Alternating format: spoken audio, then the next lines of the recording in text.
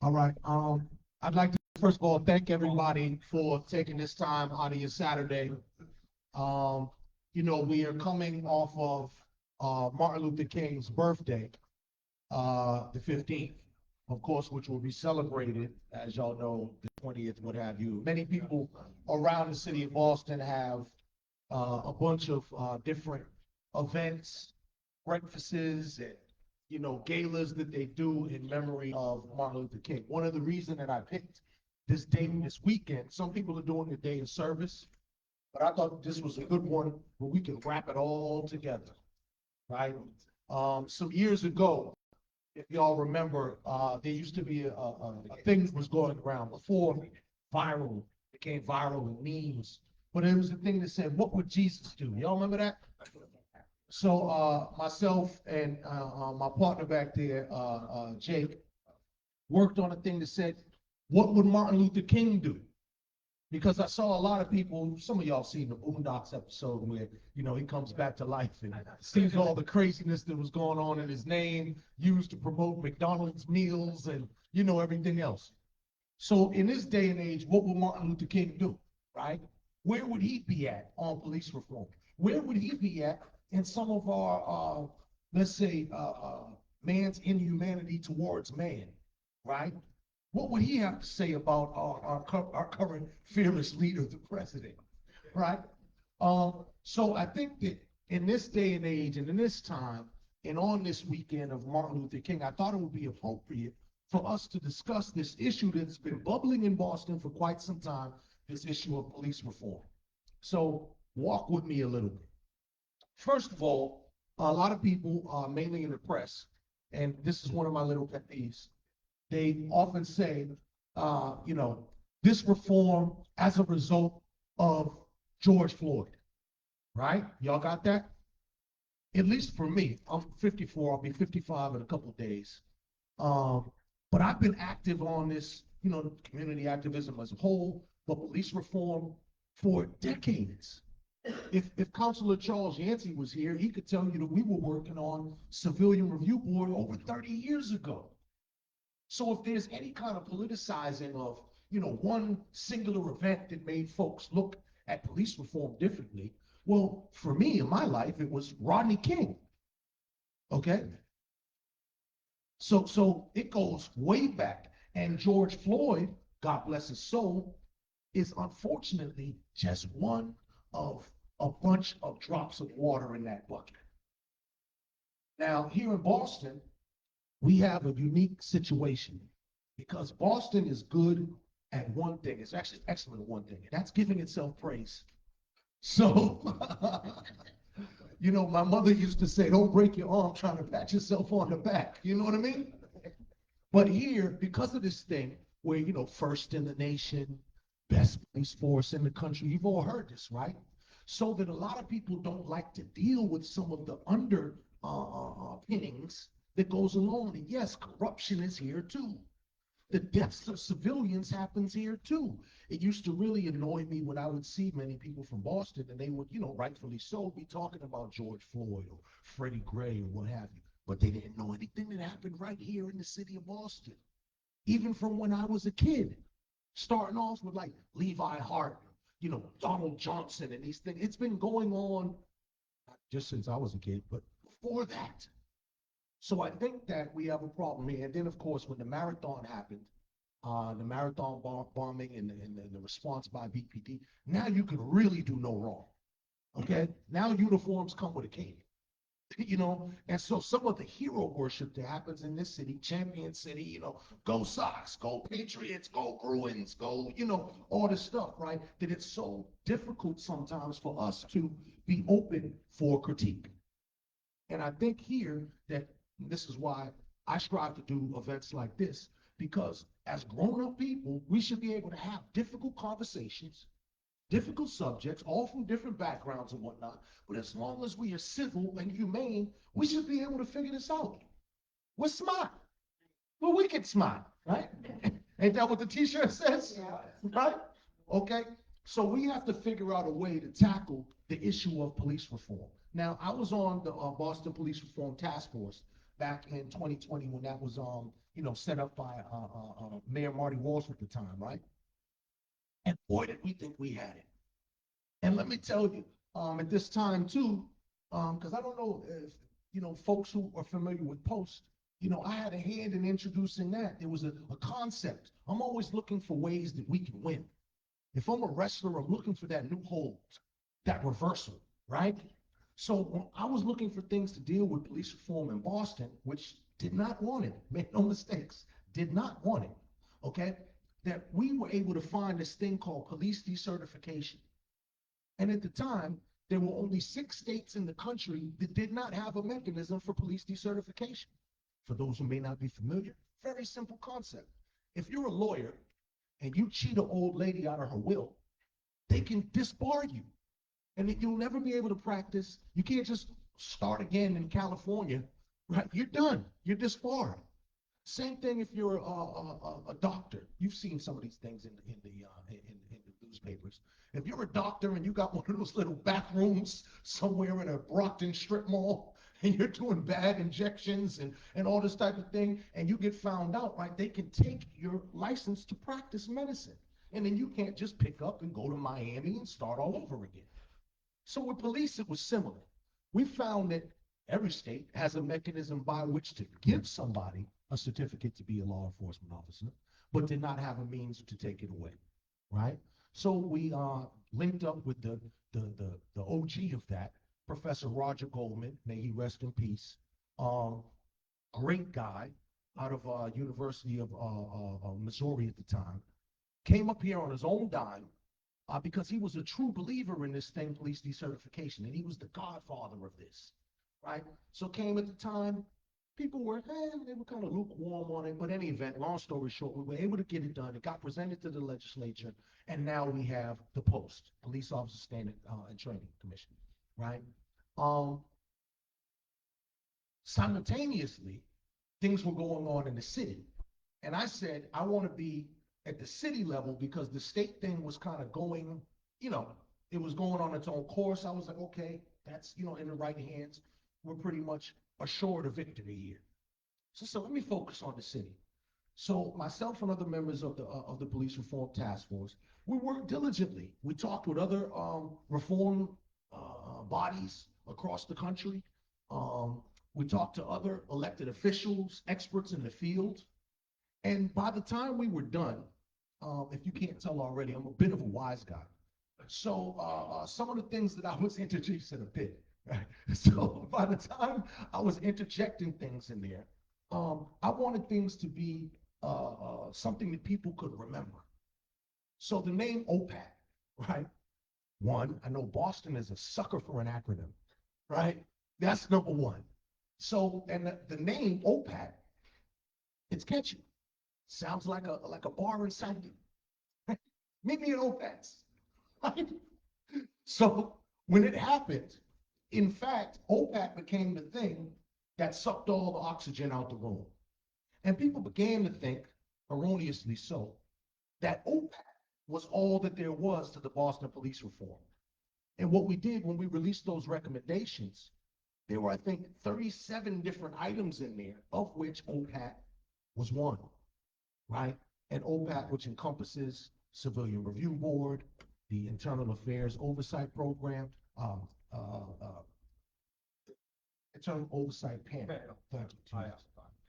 And once again, funny for me, but back in the day when we almost had then Mayor Menino pinned down to get some real, like a Civilian Review Board, he wiggled out of it at the last minute and gave us the co-op.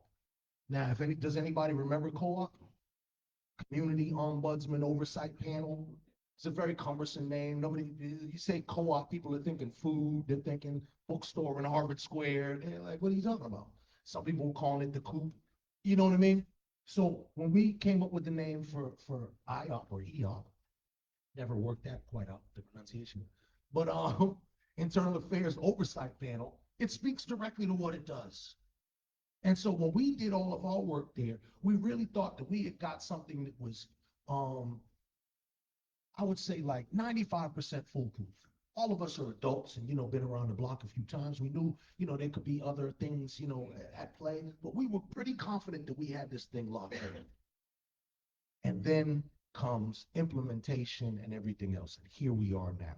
So I just want to lay a bit of the groundwork for those that have been paying attention in the media and so on and so forth. There have been lots of discussion about if OPAT and police reform in Boston is living up to its intended means. I have been myself, as a person involved in it, I have been disappointed because I think we've had an opportunity here to, operate like at this level, and Boston always likes to be the best. And, we lead in everything, but when it comes to police reform, it seems as though the appetite, particularly what I was saying in the beginning, not when it was sexy, George Floyd, and everybody was all rallied up, but sometimes that stuff starts to dwindle off. So we have to remember to remain and keep these things as a priority as they are really important to the community as a whole, public safety. And this is not just for the regular community folks too. Good police is good for police, right? So there we go. So before I start turning it over to the panel, I just want to recognize a few folks. We have City Councilor Ed Flynn here. Thank you, sir, for coming. We have Eva from the ACLU. We have Ms. Sophia Hall from the Lawyers Committee for Civil Rights. We have Allison Cartwright from the Boston Police Reform Task Force, and also now a clerk for this SJC clerk. There you go, big bang. All right, I'm pretty good on my feet.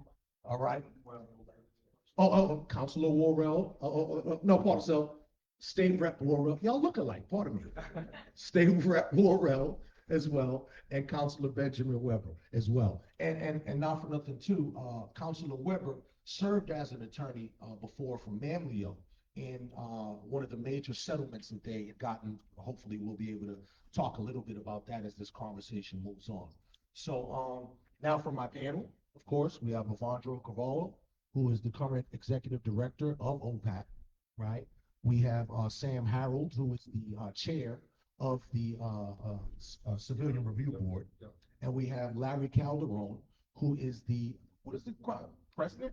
Yes, sir. The president for the Boston Police Patrolmen's Association. And before we even go on, let me tell you that this is a miracle in and of itself, and speaks to how conversations can take place, because I never had a great relationship with the BPPA until this guy came along, right? So now here's a gentleman who is willing to sit and have these conversations.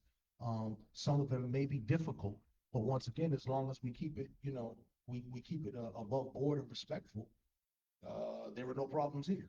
So with that, I think that I will turn this over right now to Evandro to begin however you would like, sir. Good afternoon, everyone. Hey. Good afternoon. It's a great Saturday to be with all of you here today. First of all, I want to thank Jamal for putting this forum together, and I want to thank Manuel for offering us the space. And I want to welcome all of you, certainly the elected officials, but also members of the community and members of the media and others that are present with us today for this very important conversation that we are having. And, I'm not as old as Jamal, but perhaps a few years later behind. I'm 44, so 10 years behind him. And I too, I am a student of history and pay attention to the reason, perhaps not coincidental, as to why we're here today, this weekend of MLK's, annual birthday celebration. And a bit of me, I know folks, some of you perhaps know who I am, but again, just to kind of give you some sense of why I'm here today, is I served the city of Boston in many capacities. I was privileged to, years ago, actually over 10 years ago, I was a prosecutor in the city of Boston, prosecuted guns, unfortunately, in the city of Boston. I was a Roxbury district ADA. I went on to then serve on Beacon Hill as state representative of 5th Suffolk, which Councilor Worrell currently serves. I served in that capacity for almost 5 years. And now I'm doing this. I skipped a couple steps in there, but that's sort of the gist of it. okay? Now, I also grew up in the city of Boston, and as a teenager, certainly engaged with the Boston Police Department, uh, uh, often, right? And, as a young man, going to Madison Park High School, at 15, at 16, at 17, in a corner. So I'm no stranger to a certain extent, to that sort of personal contact with the BPD as just a teenager. And yes, often those were, unfortunately, unwanted, and felt that I was harassed at times. But that's unfortunately the circumstance that many Black teenagers find themselves. It's not just in Boston, it's across the country. So that lens is why I think I do this work today. Fast, kind of rewind a little bit as a prosecutor, certainly saw, the same young people circling within the system, and I did the best I could. And as a state rep, as Jamal said earlier, my lens, if you follow some of my career in that space, will also push forward because of what I just explained, particularly having been a prosecutor. And particularly because the Black Lives Matter movement sort of was started within that space. I was elected in 2014. In fact, I remember the day I got married to my beautiful wife, Ashley, now almost 12 years, was August 9th, 2014, which was the day that Michael Brown was killed.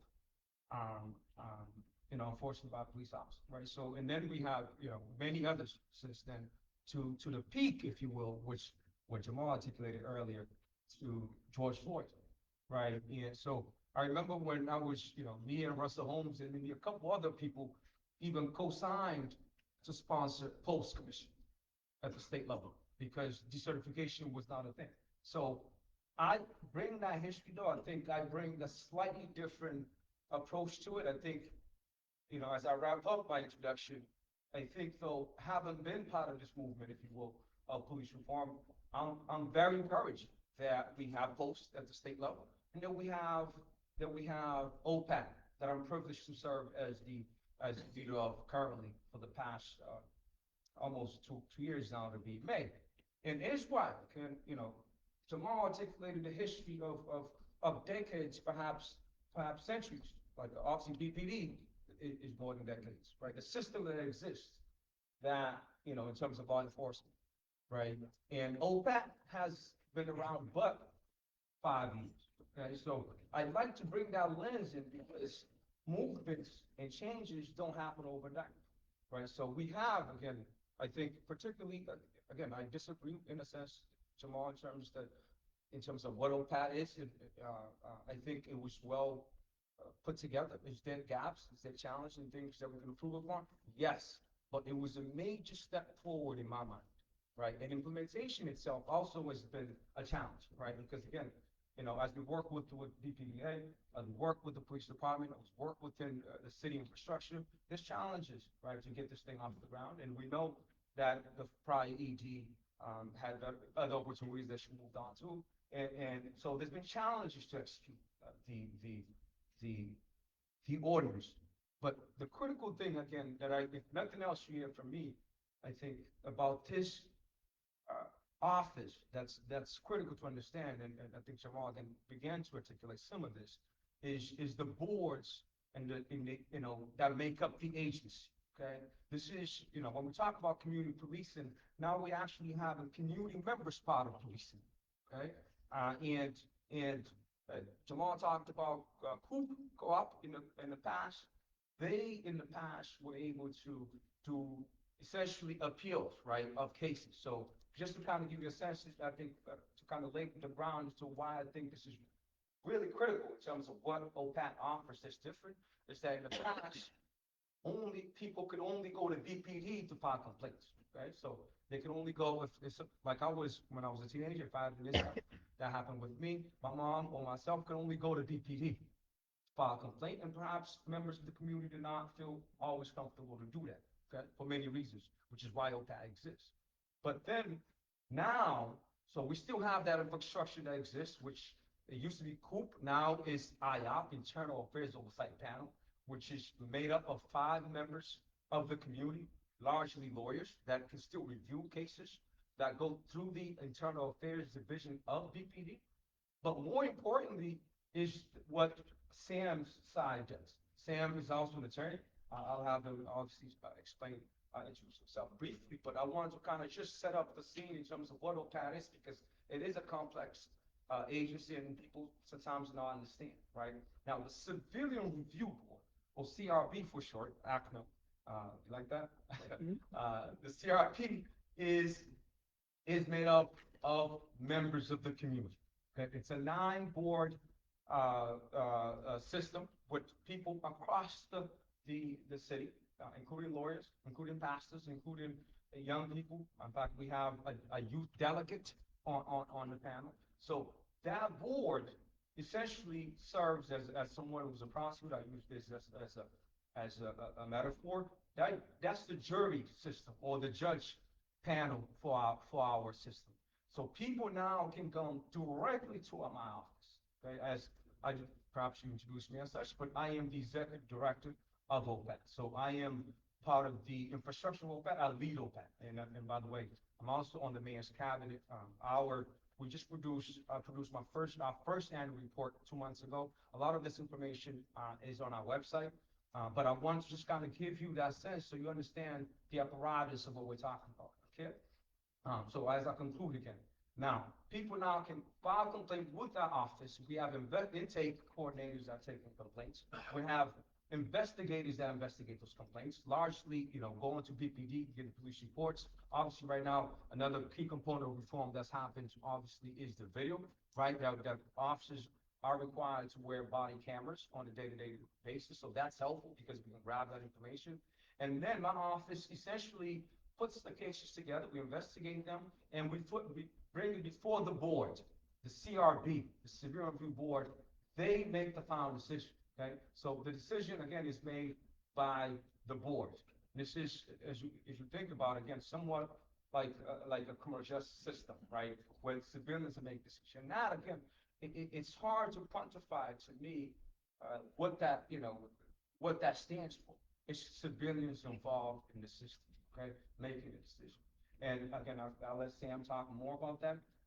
But what happens, and I'll just finish up by just explaining the process a little bit more. So when they make the final recommendations, the decision that they make, and this is one of the things that keep coming up, right, is that decisions that we make, that the board makes, goes back to what you're seeing, and some perhaps if you're paying attention in terms of the media. I know not all of us do, but there's some discussions around recommendations that essentially the CRB makes that goes back to the commissioner for final, essentially implementation.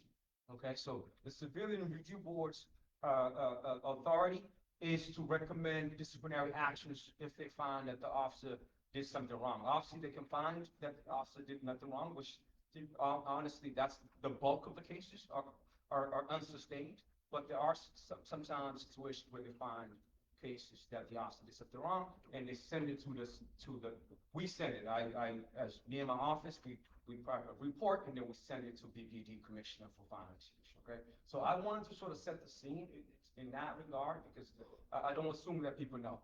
And obviously, again, the office only been around for 5 years, so people do not understand. So a lot of what we have to do, and as I wrap up, this is the third time and final time I'll say it.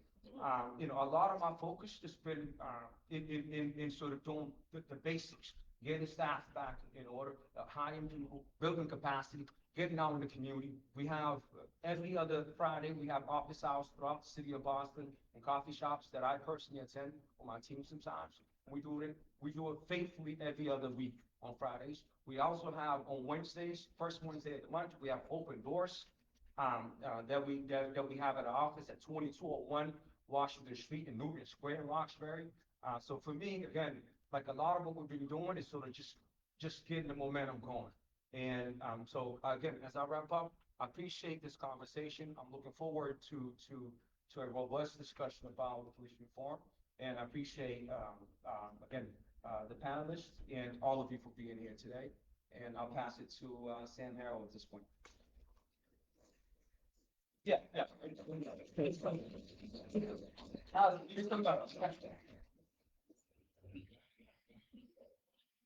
Kind of hard to follow. My name's Sam Harold. I work as a youth defense lawyer in the Roxbury Public Defender's Office. And I've been working with young people in the city of Boston since 2019. And then before that, I did adult work in Brockton. Um, I take the Civilian Review Board position very seriously. I'm very happy um, to be invited here today. Thank you, Jamal.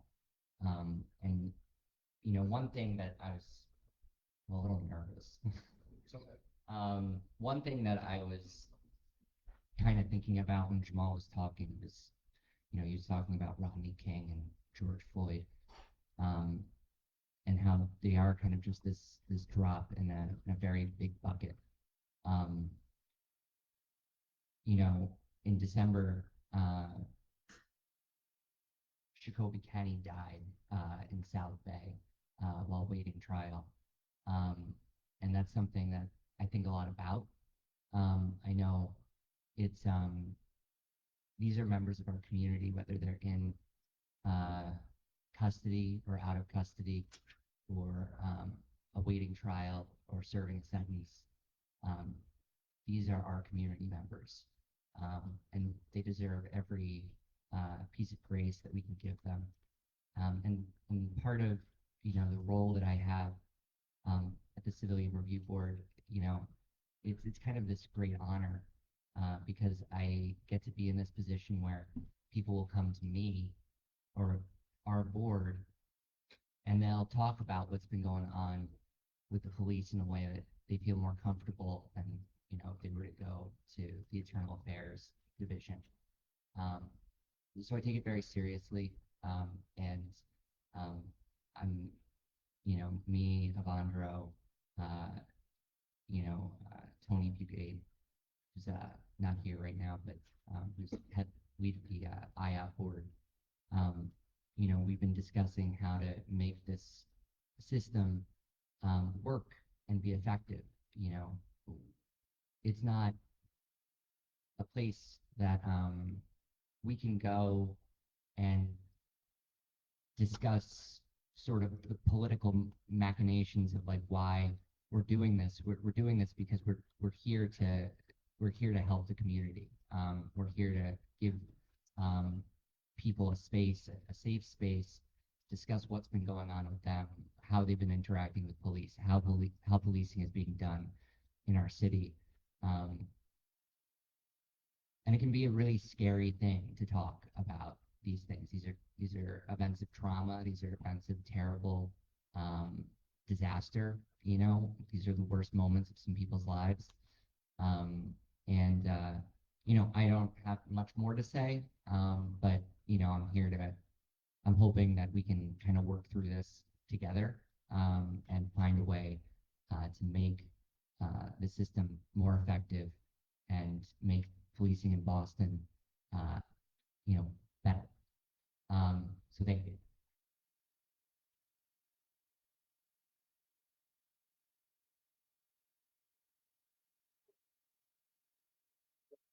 Good morning, everyone.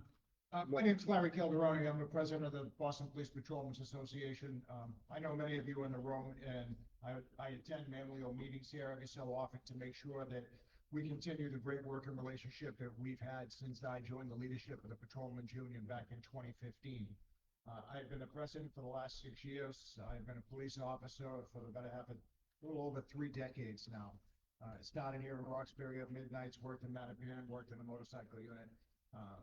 Held pretty much every seat that you could hold in the great union that I now lead, and I'm very proud of that. I couldn't be more proud to be here today. As Mr. Crawford said, I guess this is the first time, if I'm correct, that the president of our union's ever come to a forum such as this, a questionnaire.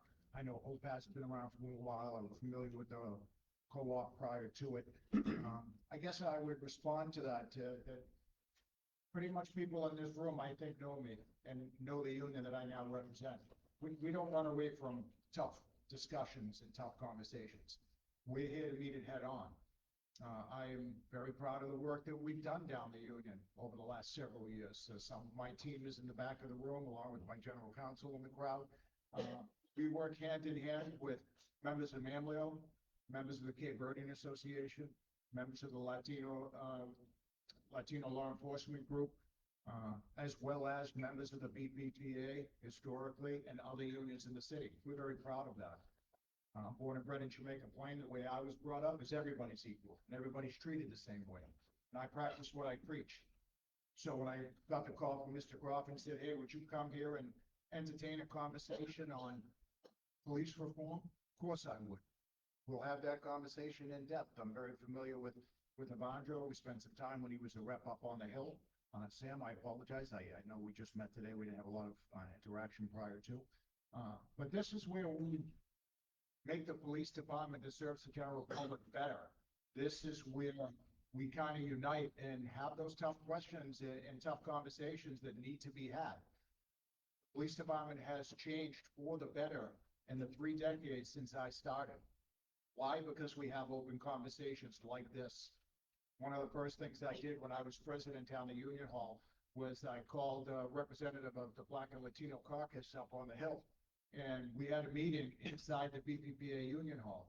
And it was kind of a big deal back then as I was listening to elected officials come through the door and quietly pull me aside and say, wow, I can't believe we're here. Wow, I can't believe this union would do such a thing. I'm kind of surprised to hear that. That is not a shot at my predecessors. I'm not going to pretend to know what did or what happened prior to me being in the union. But this is a good thing. And what happened with that relationship between our union and elected officials up on the Hill and in the city council is it's opened a tremendous amount of doors and started a bunch of conversations like this about how do we make the police department better? How do we get police officers on the street to interact more with the general public? How do we have these typical conversations? What policing was years ago? Well, it starts in forums like this, and it starts with conversations in our unit hall. So I'm here today. I'm honored to be invited. I'm not going to share my age like Evandro did. I'm not going to get into that kind of stuff, and not going to take any shots at my empty seat. I'm looking for my fellow post commissioner who, here he is. Saw him coming down the hall. Here we go.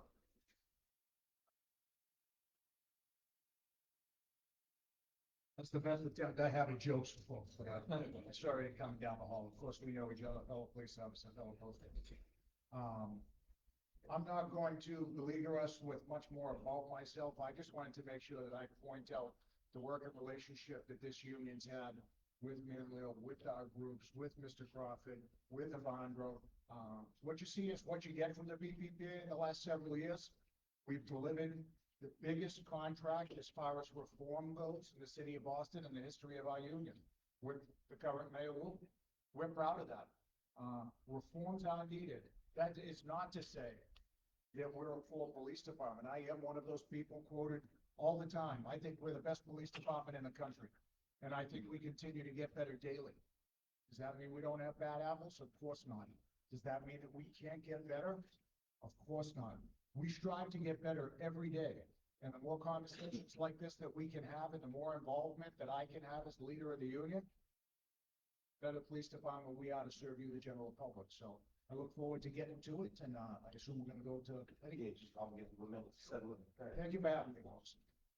Yes, sir. Give him a round of applause. And really, for those who may have been paying attention, keeping score, it really is momentous to really have that level of relationship and conversation dialogue with the BPPA. So I just want to make a couple announcements. So first of all, Councilor Worrell, actual Councilor Worrell, not to be confused with State Rep Worrell, with Councilor Worrell is actually in the building. And also too, I've been informed, please forgive me if I mess up your name, Jean Senat Flory. All right, great. State representative from Brookline as well. So give thanks for that. Give thanks for coming. So with that, I will give it over to. Say that again. Chief of Staff for Reverend Minyard Culpepper. Okay. Awesome. What's your name, brother? All right. All right. Give thanks. So our newly elected District 7 Councilor, Reverend Minyard Culpepper. All right, as well as Center Representative. Okay, so now let me turn it over to Eddie Crispin, who can give a nice introduction. Good afternoon, everyone. Sorry for being late. It's my son's last home meet in college wrestling, so couldn't miss it. But I am incredibly excited by the amount of people who are here today. I know just a little over 5 years ago, how many people were invested in this notion of police reform. While we are still having these conversations, it seems to have been put on the back burner. We know that this is not a thing that we can resolve over the course of a few months or over the course of a couple of conversations. But I'm incredibly heartened by the fact that we have this many people here, and that we know police reform is not just about elected officials. It's not just about the people who are standing before you. It's really about community. So to the extent that we can get community voices involved in pushing to make these changes that we want to see, that millions of people took to the streets in 2020, I think the faster we can move change along.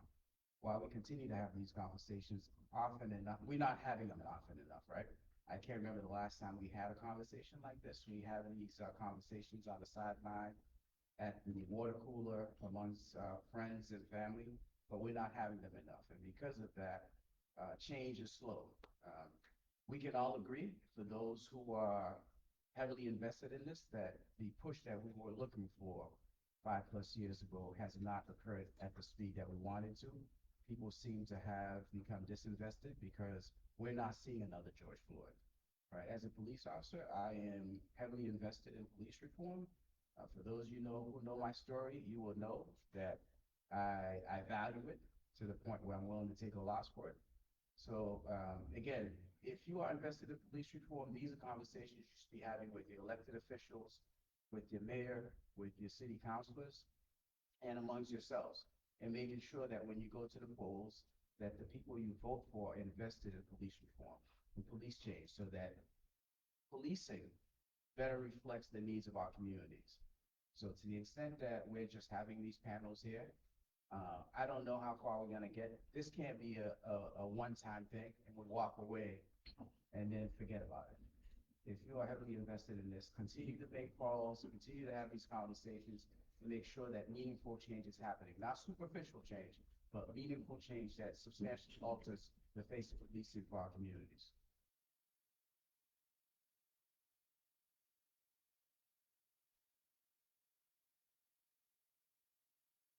Okay, folks. So you've heard from our panel, and let me add too. Eddie Crispin is not only a member currently of the Post Commission, but also was on the Boston Police Reform Task Force with us, and is also an attorney, as well as being an officer, or what is your rank right now? Sergeant. Sergeant Detective? Sergeant Detective. Yes. So give thanks for that. So we have a wealth of expertise in the room, as I've said too. We got the ACLU, we got the Lawyers Committee for Civil Rights in the room. All of you is community members, elected officials, and so on and so forth. So we might as well start it off like this, which is, what is the biggest impediment? Just me from reading the media, for instance, Sam, I know recently there was a letter issued, right, from the Civilian Review Board that basically stated that, we put forth these recommendations, right? And then these recommendations are then basically not adhered to or dismissed or denied by the commissioner. So I just want to say, if that is the block, what do we see as the fix? And I'd like to go to you first, but then also to Mr. You said Calderoni? That's proper. I want to pronounce it properly. People been hacking my name up my whole life. So I would also like for you to give us maybe a perspective on what would be some of the impediments, because so from some of the things that I've read, it seems as if some people are concerned that this level of civilian review does not have the authority based on the civil service and the union contracts and all that.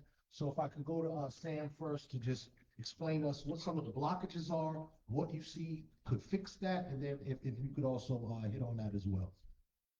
Just to open us up. Thank you. So part of, I guess, just sort of like, I guess, broad strokes on the issues that we're dealing with are that we get these civilian complaints, they come in, and then we as a group decide whether or not we make two decisions. The first is whether or not this is actually a violation of BPD's rules and conduct. And then second, if there is a violation, we suggest a recommended discipline. So there's sort of these two elements. The first element, I think, is kind of where we're at a little bit of a disagreement with with what is happening with the Boston Police Department. So when we make that decision, whether there was a violation or not a violation, um, that, in our view, is the final word. That's the civilian person from the community came to us to talk about the issue, and we have reviewed the evidence. We've reviewed body camera footage. We've invited witnesses to come in, and we ask them questions, and they tell us their story.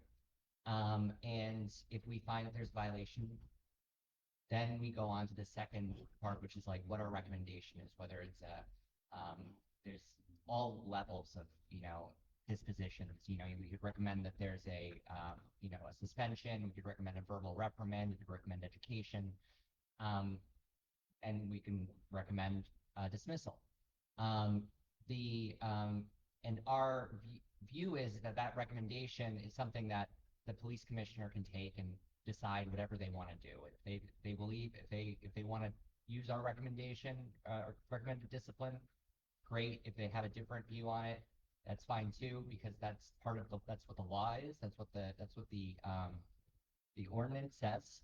But our view is that if we say that they violated the rules, that's it. There's no further discussion about it because that's our job. That's our position in the community. Our role in the community is so that they don't have to go to internal affairs. What the commissioner and their representatives have said to us is that because of mass general laws and because of the way the union laws work in our state, that there is a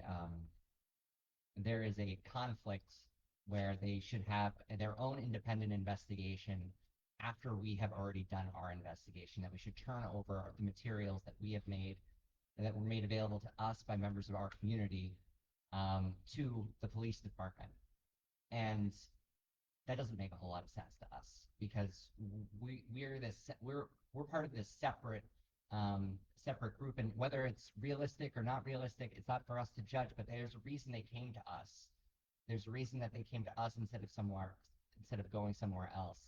And I think the bottom line that I am frustrated with is that I think that there's this discussion about rules and regulations, but our organization was voted on. Our organization is given money by the city of Boston to do this work. And this is part and parcel to, I think, the problem that we're dealing with, which is accountability. We're trying to ensure that there's accountability in the policing in our community. And I think that we're running into issues where we're saying, like, listen, we've investigated this already. We don't have to double up the work. We don't have to go back and do this again. And we're not interested in giving our information that was given to us. And by the way, we invite the police officers to come in. We do have subpoena power. We've been discussing how to use subpoena power. But we ask that they come in and they talk to us about what happened, and they do not. They do not cooperate. I know there's many reasons. I'm a defense lawyer. I know what it's like to have somebody want to come in and say, like, they have a right not to incriminate themselves, but at the same time, we're not. This is the adjudication here. This is where it's going. It's not something that should be re-adjudicated. This is its own forum. So I'm happy to answer more questions about it. There's a lot of minutia and layers to it that it's unfortunate, and I think kind of loses some of the makes it harder for people to sort of grasp what the issues are. I think it can kind of obfuscate things. but I think that we're trying to figure out a way to get this done, and I think that there's one of the big impediments is that we have a serious lack of cooperation. So with that, who am I giving this to? Yeah, Mr. Calderoni. Yes, sir. So basically, you heard what he said, and if you could, particularly one of the aspects that's fascinated me is just, if an officer is called in and they just don't show up, they don't comply, what, is there a reasoning behind it based on the union stuff and that?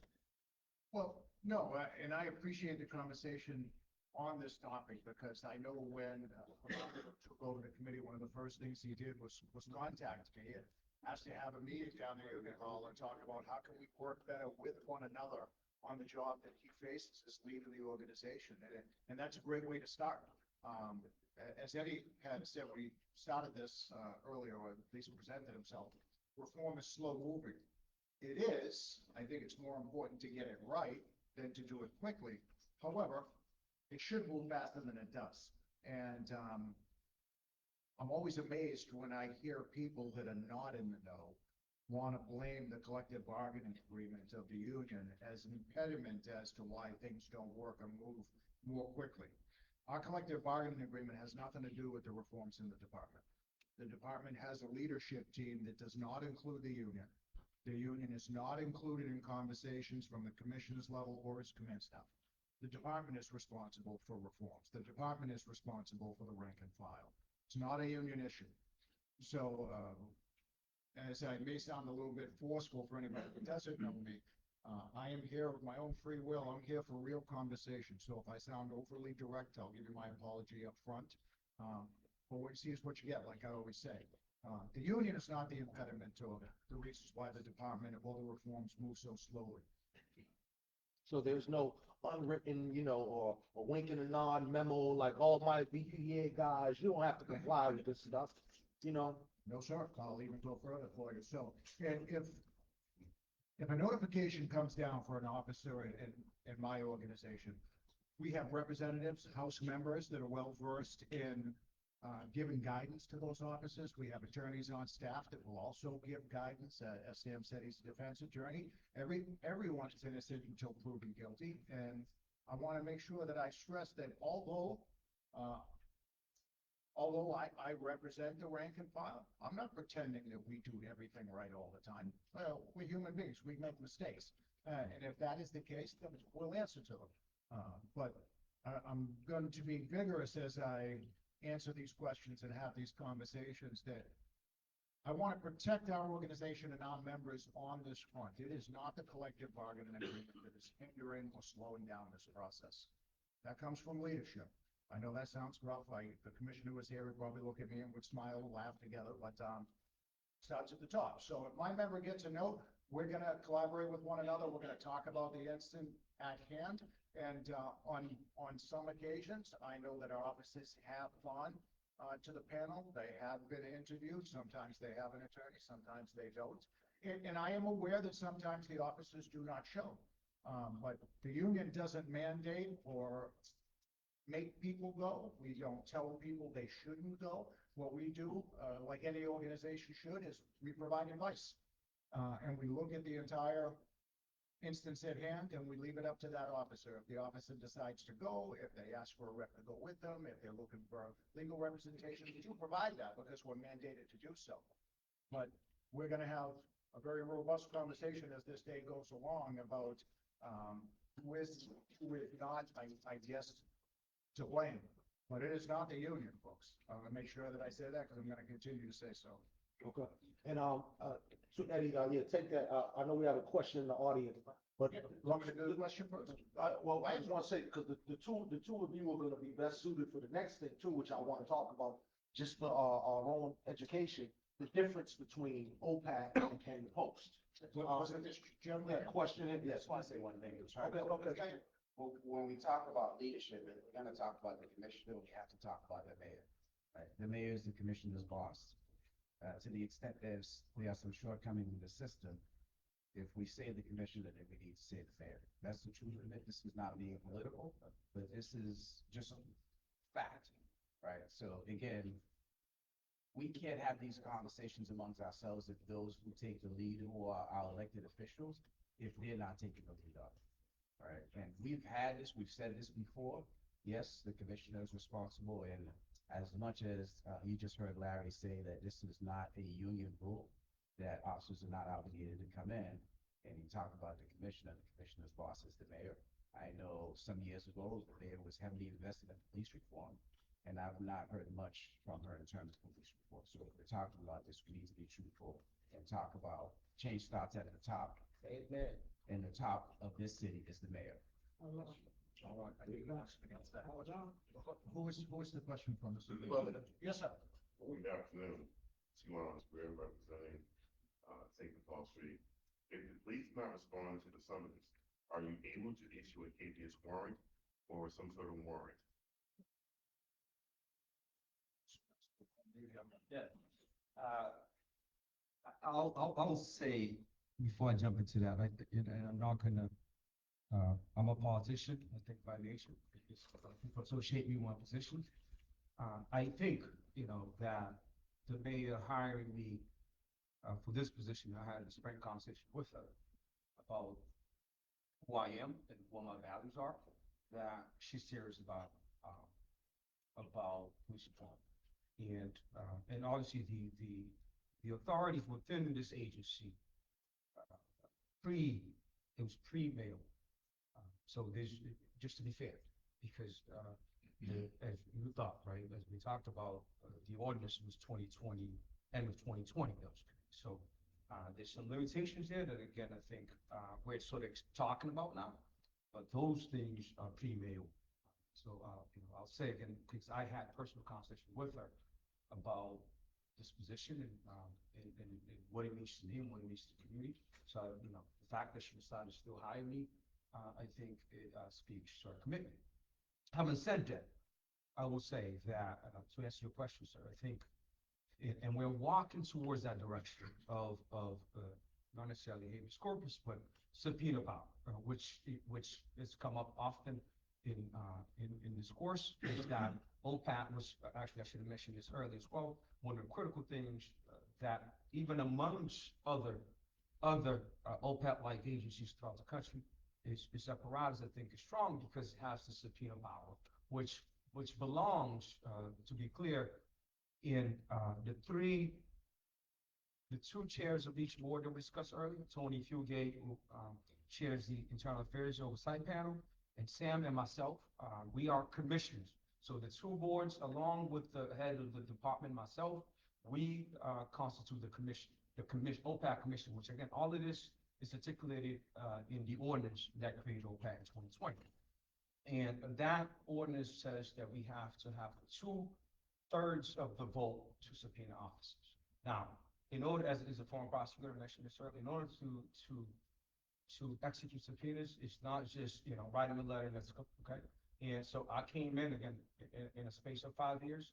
Subpoena has not been issued, and I know that's a challenge. I know that's something that people talk about, but we are putting the infrastructure in place to walk towards that space. One of which, again, trying to talk to members of the union, engage the police department to sort of, because subpoena is a legal document, is a requirement, and if they don't show that, then the case goes, essentially, we go to Superior Court to force them to come.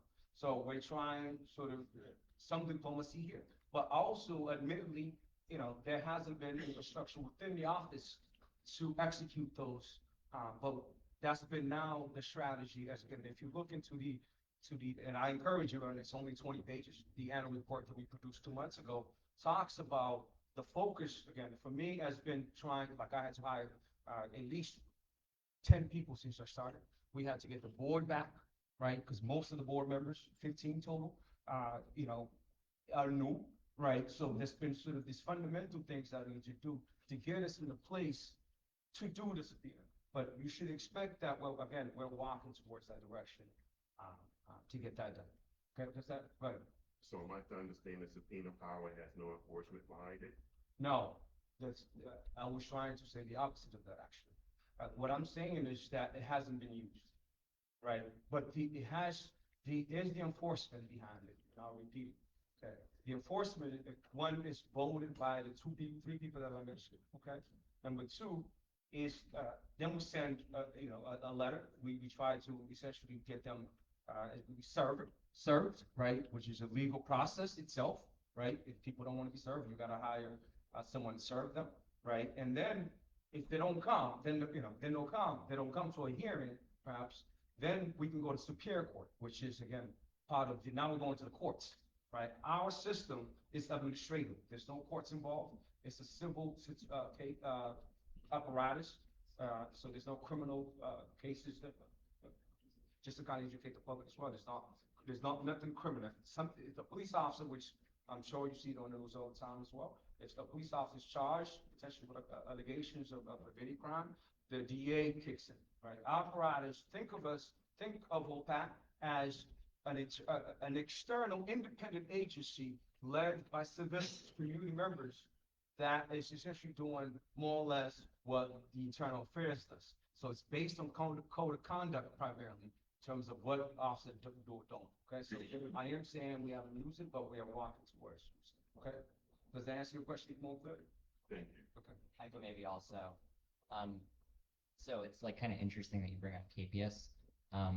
So in a criminal case or a civil trial, when a judge demands that somebody come in and they don't come in, that they can issue a KPS. And a KPS is when police officers will go out and pick up that person and bring them in against their will. So we don't have that power, unfortunately. Thank you. But we do have, we request that they come, and then we also have this idea to subpoena them, meaning that we can issue a civil order that they attend our hearing. And if they don't comply with that civil order, we could bring that case to Superior Court, and they could get there would be some sort of potential,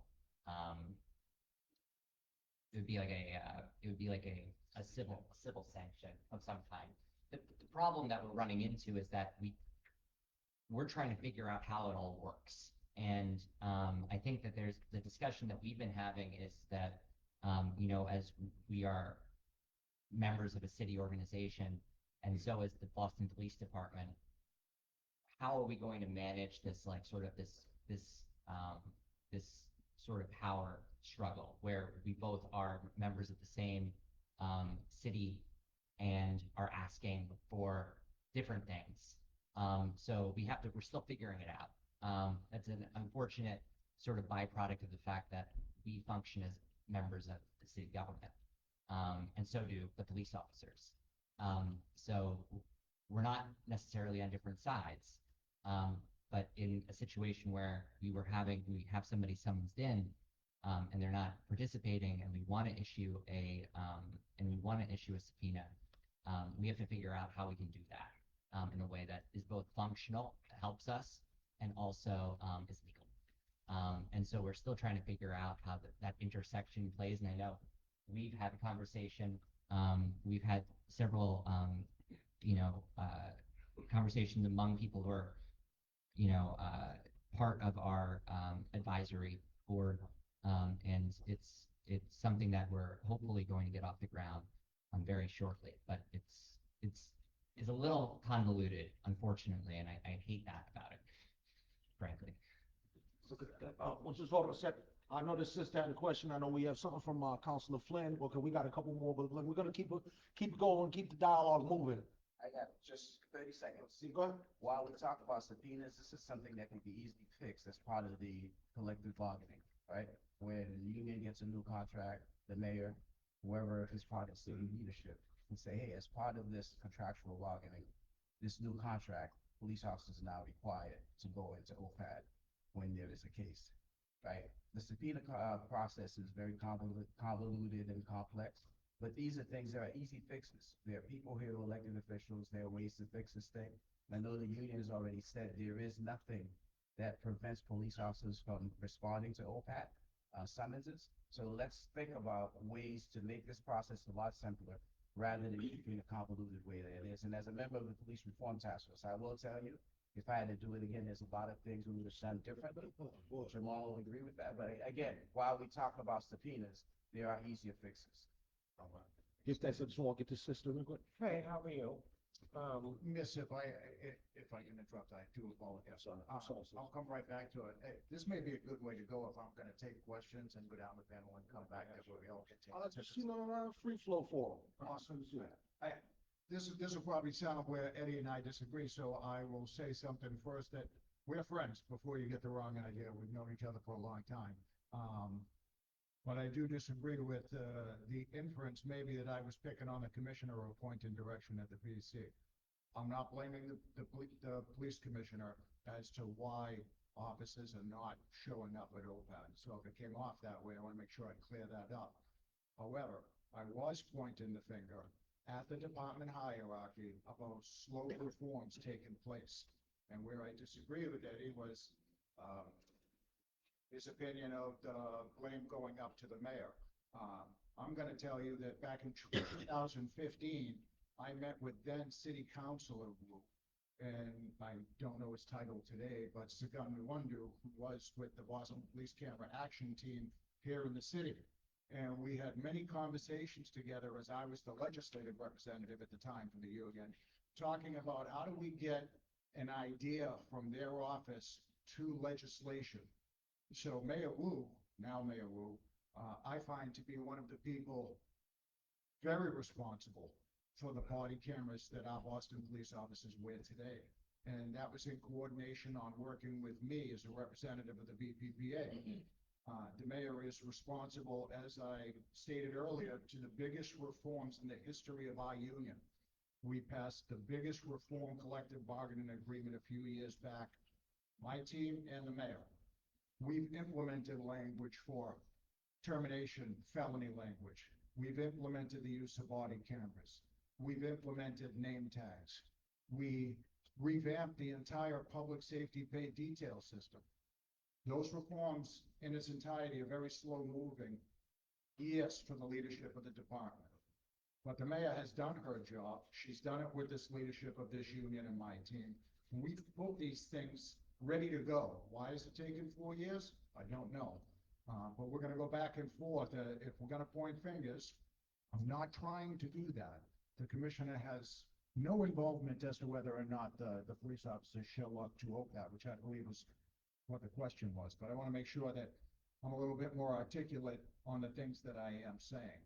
But let me go to this young lady over here, because she was next up. Yes, sister. Yeah, I wanted to say, you said the mayor's doing what she's supposed to do, and we're going back and forth, but I feel like everything that you all are saying, you all are sitting in the seat, you're saying it. You said that we don't understand what we don't understand. And then you said we don't grasp it, and then you said that the mayor picked you. So we gotta, the way you said it, it's not okay. Because she picked you, I don't feel like nobody's doing the jobs that they're supposed to do in the seats that they're sitting in, including you. You said the mayor do this, that, and the other. There's nothing happening. I'm a constituent from Dorchester, but I grew up in Roxbury, and it's terrible. The things that happen, nothing takes place. You say this, you say that, especially you. When is it gonna take place? You said 4 years, it's been 20 years, and the same thing happened. It's terrible. And my name is Patricia Hayden, and I'm against violence. I have a program. Nobody don't know who I am because I do it on my own. It's terrible that everybody sit up here and Brian somewhere, and he's my constituent. He knows how I feel about everything. It's not okay how things go in our community. And the money's there. What are y'all doing with it? What? Because our kids are still being killed and still going to jail. There's no job. Here's a building in back of my house that has, they're building 80 units in back of my house. I live in a 100-unit building on Dorchester Ave, right? They have a permit for a dumpster, and they're building a whole 60-unit. Give jobs to the people up on at Dunkin' Donuts that's selling drugs if you all want to do something. How is he able to build a whole building and he don't have the permit?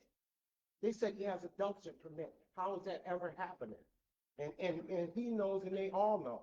And I go to your office and I talk to you, and I want big things to change. I don't want you to just sit and see and say, what's gonna happen? It's been 4 years, it's been 20 years, and nothing has changed. Thank you. And again, my name is Patricia Hayden.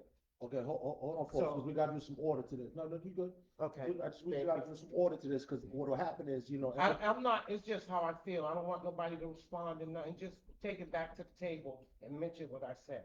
That's it. You're good, sister. I'm seeing a lot of other hands going up, so I just wanna make sure that we, you know, while this is a free discussion, we also wanna, you know, keep it in some parameters, so, you know, there's a little bit of order here. So sister, your comments are duly noted. I feel your sense of frustration and. Terrible. And I speak to everybody about it. Nothing's happening. Well, give thanks. We're at one of the things that is trying to make things happen because, It's taking too long. well, my point is that when, at least for me, as an activist, when I notice that there's an issue to be addressed, this is the way that I strive to get people together, get some of the folks in the room who, you know, are acting And I in the appreciate job, right? And bring the community together so that, you know, nothing's gonna happen today, but hopefully we can lay some foundation to get this thing moving and get police reform in this city back to, on track to what was its original intent, is what I'm saying. So it is gonna take some time. Once again, I feel your frustration and I share it, sister. I do share it because trust me, I've been working on this since I've been a teenager and, you know, it has taken quite some time. Councilor Flynn? Thank you, Jamal, and honored to be here. Thank you for hosting us, and to Manlio as well, and to Gondro and Eddie and Larry and the defense lawyer. Just want to acknowledge Larry's professional work as a union leader, but also, Eddie, you played a critical role in the city in leadership on the command staff. And I think we need to have a diverse staff, and when a person is demoted, especially a person of color, I think it does hurt the city. I thought it was unfair. I still think it's unfair. That's why I refer to him as superintendent. Like others have mentioned, these are difficult issues, but I can offer that the city council can have a public hearing on these types of issues as well. If we call a city council hearing, we could have testimony and testimony from the public, listening to the public, and even having a representative from the police department, an official representative from the police department. I think that is lacking now because, Vander, you're doing a good job responding to it, but you're not necessarily the spokesperson of the representative police department. And I'm not, yeah. right, but the part of this discussion also includes what is the role of the police department, the official response of the police department. I don't think we have that right now. So whether it's someone from the command staff or a captain or senior ranking, I think we need to hear that voice from the Boston Police Department. But we have issues that we need to work on, and diversity is an important issue. And we need to ensure that there are police officers that are respected in this city, and are supported. And that we just don't discard them for any particular reason, especially politics. I have seen that over the years, and I'm disappointed in that. And I will say that I am willing to have a conversation with my city council colleagues to have this in a formal setting as well, and to have this same group, along with the police department and community, participate. I think we have to work together on transparency, accountability, working together, and respecting each other. Thank you. Absolutely. Thank you. And also too, just to note what he was referencing there, Eddie Crispin was demoted simply for his participation in the post commission, and was given a choice. You can keep your command staff position, you know, or the post commission. So he chose, you know, the right thing, in my view, a man of character, and chose to remain on the post and sacrificed his rank at that time and his position on the command staff. So I think that that's one of those things where you could tell the character of a person, right? where he did not have to take that personal sacrifice. And to Councilor Flynn's point, and Councilor Weber as well knows this as well. I've been sending out this thing of having a hearing at the city level, because then you can call in the commissioner. The commissioner, did not respond to my overtures, as you see by the empty chair, right? But if it is an official city council hearing, I think that there may be some more traction there, with the goal of removing these impediments, strengthening whatever it is that's written in the charter or the ordinance or whatever language needs to be strengthened to close up some of these leaks and loopholes, right? So that is on one of my, that's on the solution call, right? We're gonna articulate the problems as we have been, but on the solution side, I do believe that the city council hearing could be critical in bringing this to a public forum where everybody has to sit and answer. And to that thing where I land here is, it is true, we need to know what is the appetite of the administration and the BPD brass to deal with these things. And at least, as grown-ups, if you really don't have the appetite for it, say so, right? So that we could stop hoping and wishing and praying and wondering and all this type of stuff. If you're like, I believe that the police reform that was put in place in 2020 is bullcrap, then just say that. So we don't have to worry about it no more, right? Until, of course, the next iteration or what have you. But in the meantime, I believe it is critical that this commissioner, the BPD administration itself, the top brass, as well as the mayor, really remember what this reform was instituted to do, and live up to what the people, clearly wanted. Let me go to this sister and then go to you, brother, and let's get back to the panel. Hi, thank you all for organizing this. No, you see that? Don't worry about it. Talk amongst yourselves. Emily was on insurance.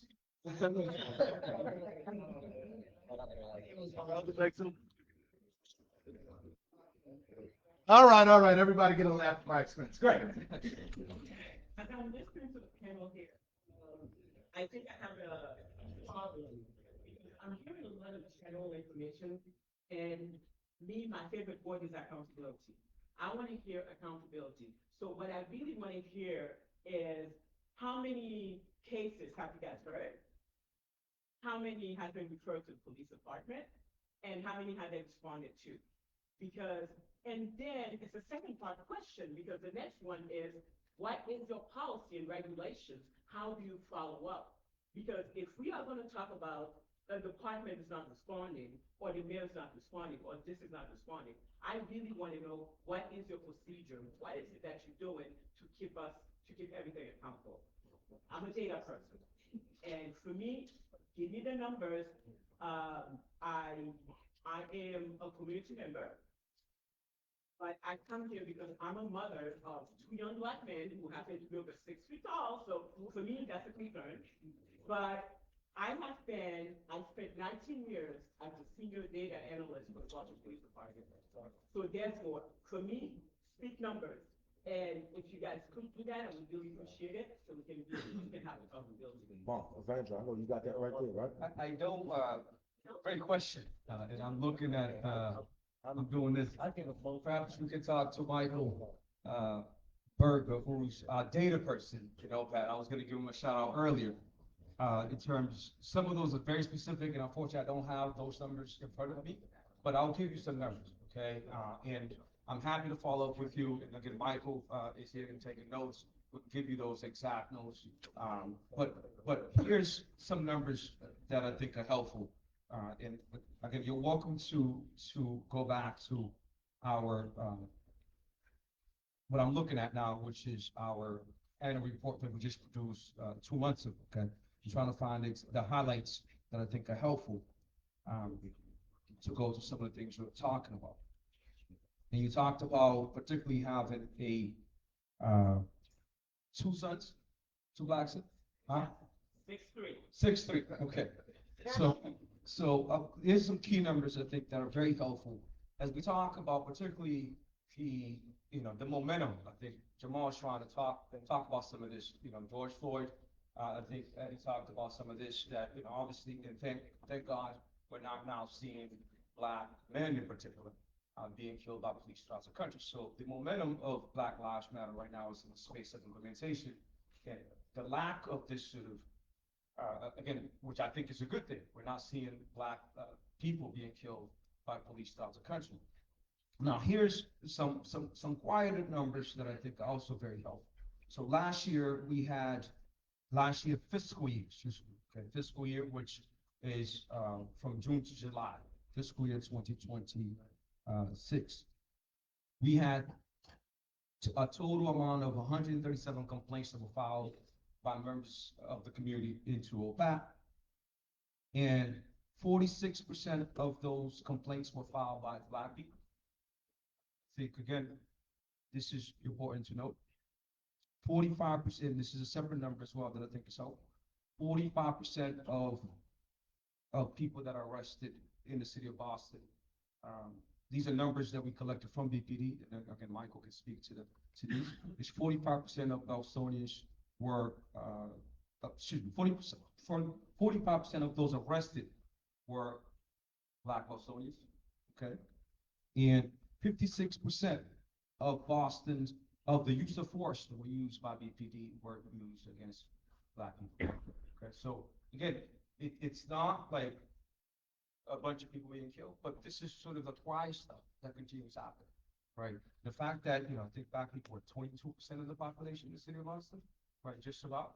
And these numbers say there's disproportionately Black provided for these terms. And I'm not blaming BPD because I know these data are not known, right?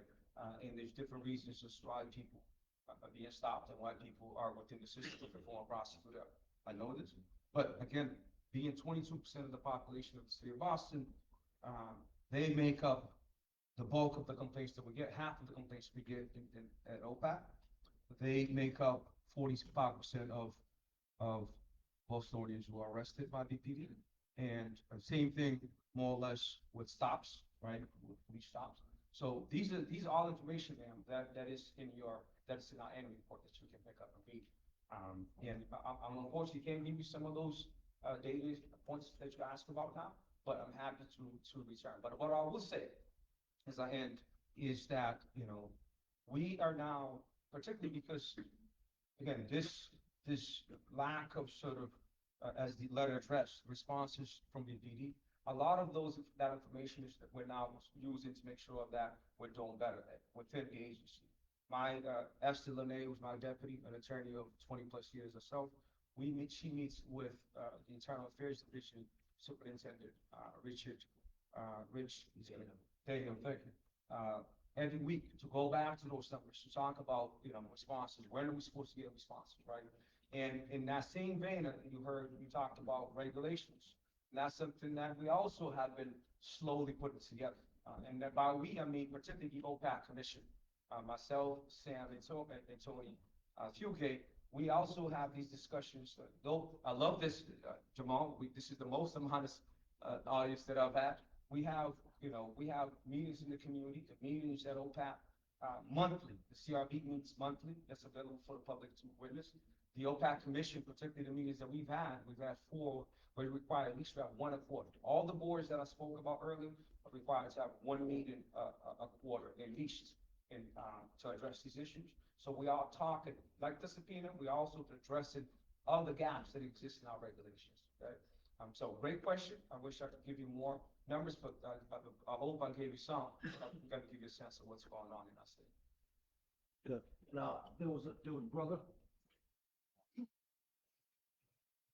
Everybody drilled.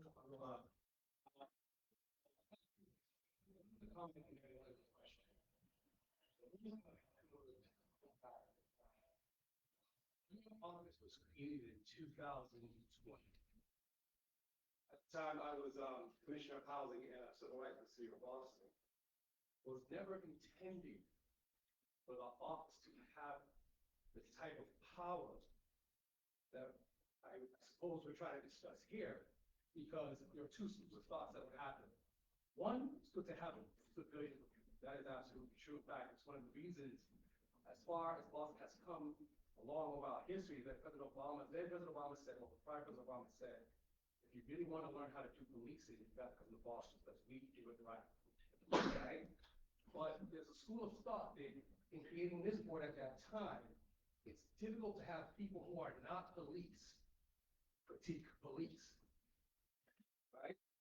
Most of the person on the board, at the same time, it's difficult, and that's the reason you don't have subpoena power the way you do, or it's convoluted and screwed up the way you do, because every other city department that has subpoena power, which my office had and a few others had, don't go through this. If they subpoena you, that's it, you gotta go. That's just what it is. So what's happening in the structure of this was actually intended, it was only a political response to what happened with George Floyd.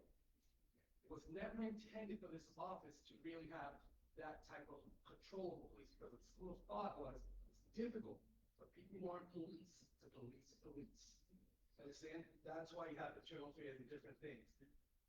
And there's a lot of different discussions about that. So my now question is, given all the work that you do, it's actually two parts. One, what happens after this? Do you guys go back? Or to figure out, hey, how can we actually put some teeth behind this, right? So you can actually do the work, if I'm doing it correctly here, intend on what you do. And then the second question is, what happened to Officer Crispin happened? How come you guys didn't get involved in that? Right. Because here's the thing, I understand that's police business, and but it was something that affected the community.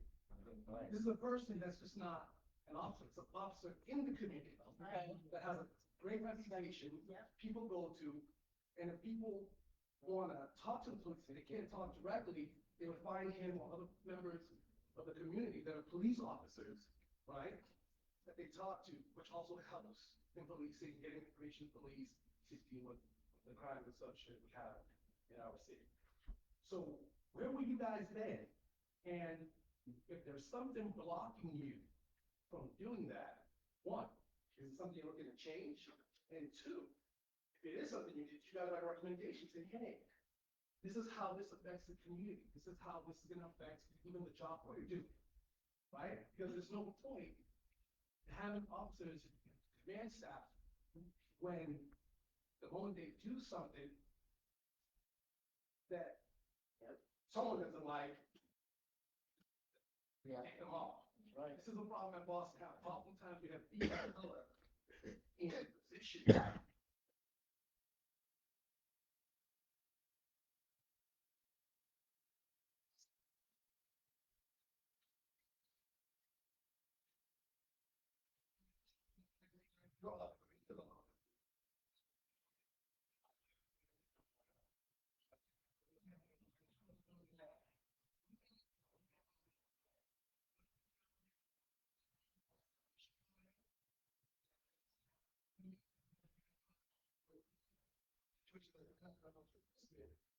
Deeply affected the community.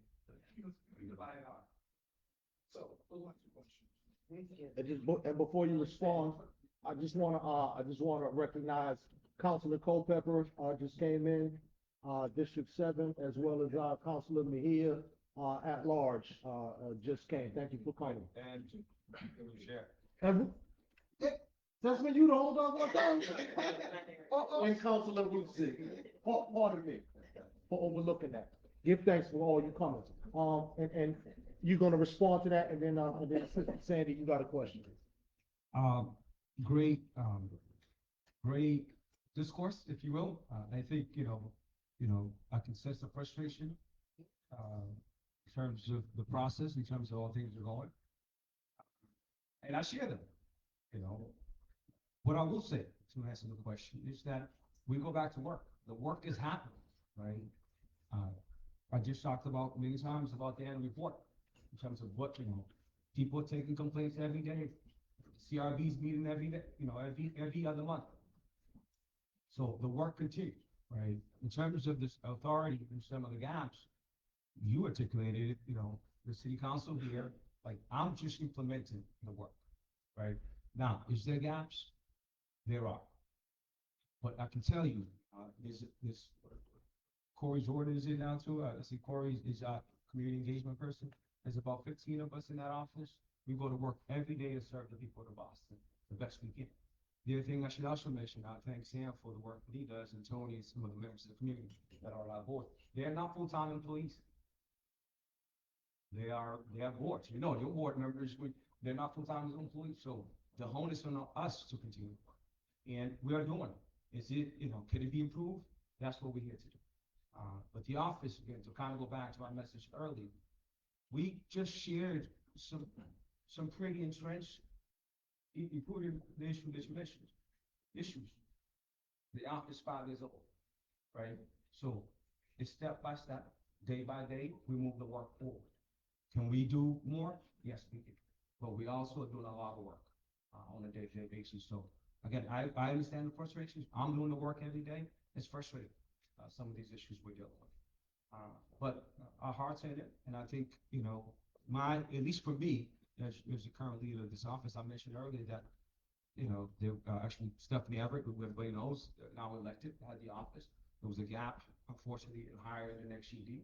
When I came on board, in fact, I attended, one of the first things I did was attend that meeting you all had over at the church, right around this issue.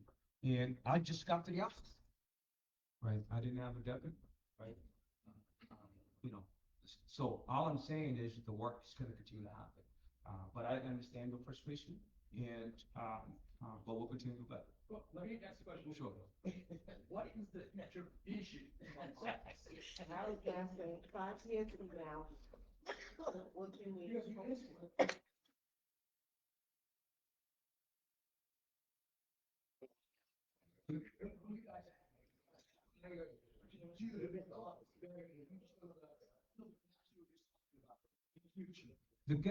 Some of the gaps that we're discussing here, those gaps are not up to the office to fill. Those, the ordinance is what it is, right? And I can't focus, I just articulated in terms of like what I've been focusing, like doing the work, making sure the board is meeting, making sure I'm in the community, making sure that people know that we're here and follow the place with the office, right? Some of the authority gaps that's coming up here, that's lawmaking. I used to make law, right? I'm trying to execute what we have, right? And I think, again, could it be better? Yes. But there's a lot of tools here, including some of the ones we just spoke about that haven't been used that I'm intending to use. So I'm trying to use the full capacity of the office. That's the vision, right? It's to make sure it's sustainable, to make sure, number two, that I'm using the apparatus, the tools that I currently have that haven't been used yet. Okay? Does that make sense?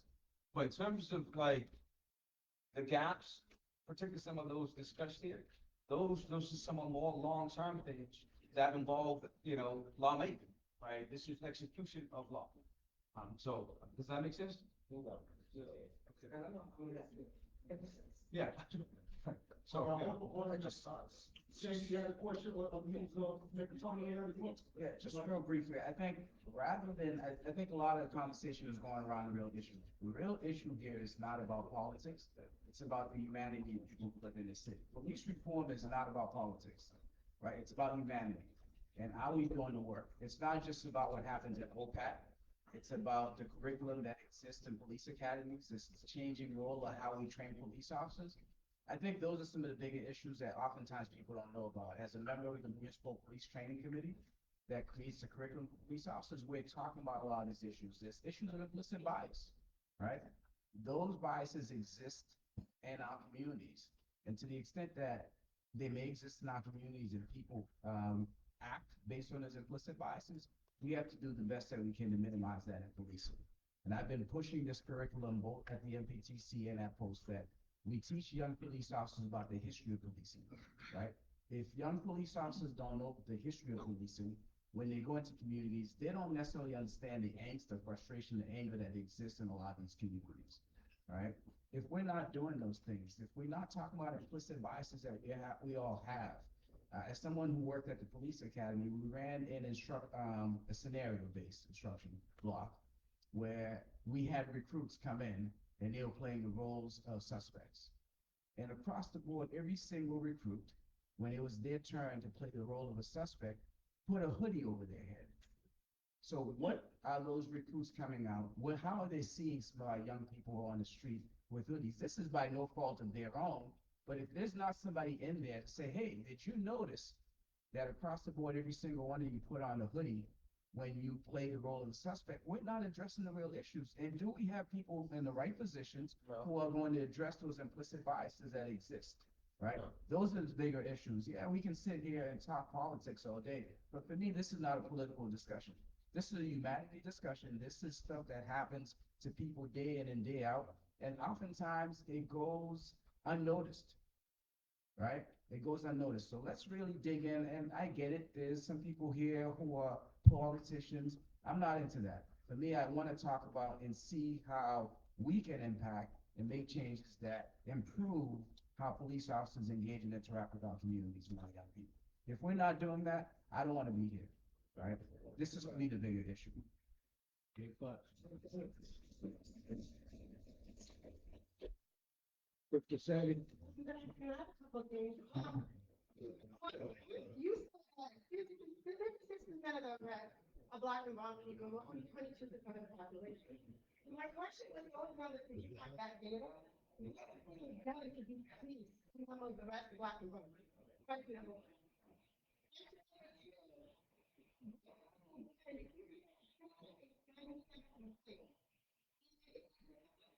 Abiding by the recommendations that you guys bring forward, that you guys bring together. What is being done so that the rest of the life will be fair and the recommendations will be different?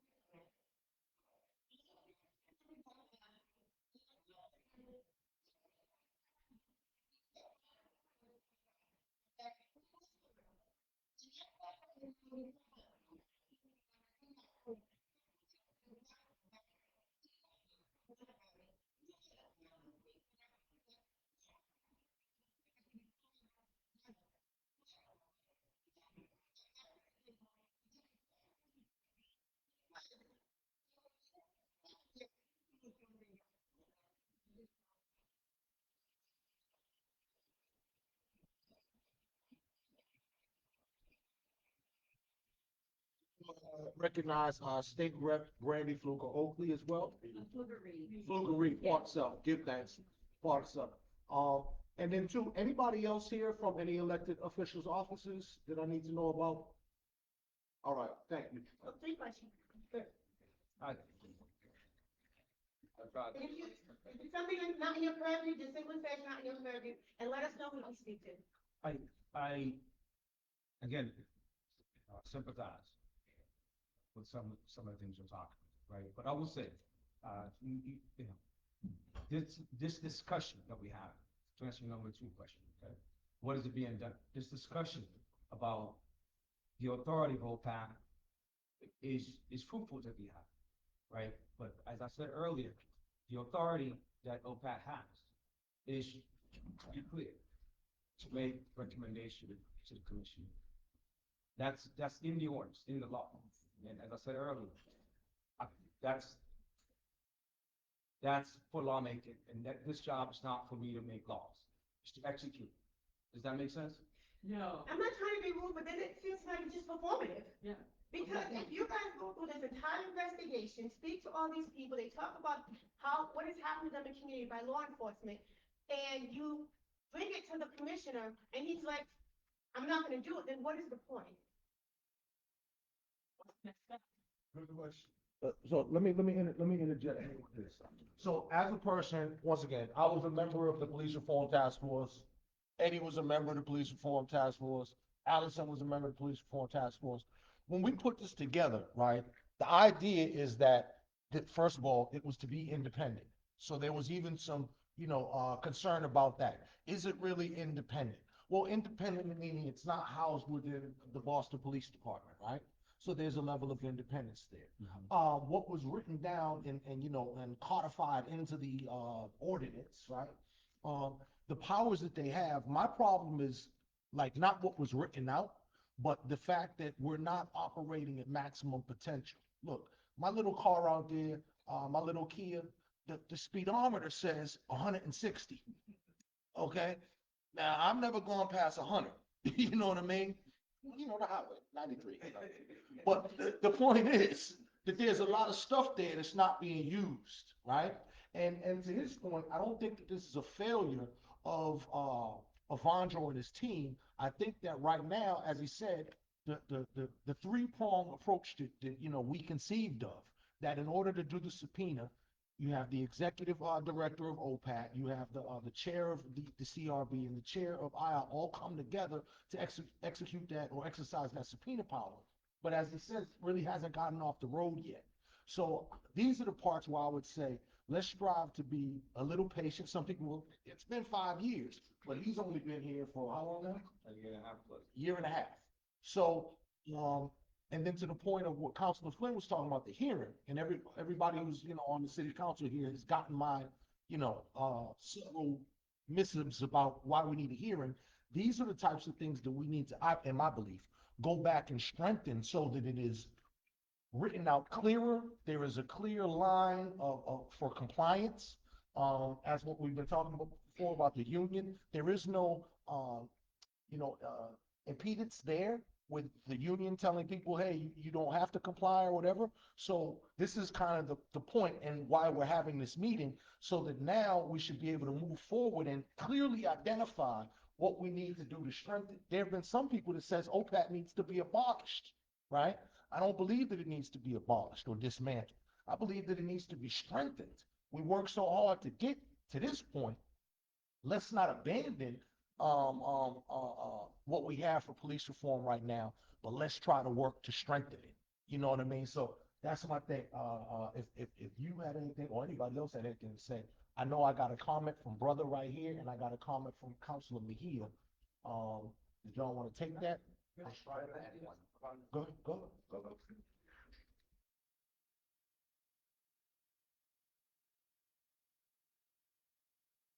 Yes, I apologize, I didn't get your first name, and I know about you. Thank you. You seem like you want a better answer. Is there something that? We want some answers. All right, is there something that I might be able to answer for you? Because, I just want to know, like you said, we're doing the work, but what does that look like? What is the work that's being done when you're saying that we're only 22% of the population and 56% of the arrests? So what is your vision, your goals for 2026, 2027 to decrease the numbers of arrests in our community? What is some of the things that you're doing to hopefully have conversations with the commissioner so that he's actually respecting the recommendations? I'm not talking about subpoenas. I'm talking about what are we doing here? Because what's not happening is strictly down to the community, and we feel it on a day-to-day basis. So I just want to know, you keep saying the work is being done. What is the work? I gotta give it back to you. I apologize, you were looking at me, so I figured I'd maybe. Like, he allowed this to happen to him when he's sitting here on the forefront fighting for us. Part of all these task force, we allowed him to be demoted, and we read it continually. Other black and brown officers being demoted who are doing this work in our community, and nothing's happening. One thing that I also failed to mention, I will now. In fact, hopefully by the end of the month, I will meet with the commission again and express your concerns that you see here. So there is a line of communication with, as I mentioned earlier, with PP, not only with myself, but with the staff members, investigators that I talk to the police department all the time, right? Here's what some of the work that's happened, okay? So it's accountability, it's also transparency. Okay, if you could just Google Pat and see some of it, okay? We publish all of our reports online, right? That's work that happens. That's cases that go being forth. That's actually, we have actually close to 500 cases for 3 years. Pat has been open, just to be clear again, to kind of put it in perspective. Cases have been taken in since January of 2022, 4 years now. We've had close to 500 complaints. A lot of those complaints, particularly those that go before the board, they are on our website with clear sort of, here's what happened, here's our recommendation, here's what we found out. So that's work that's happening.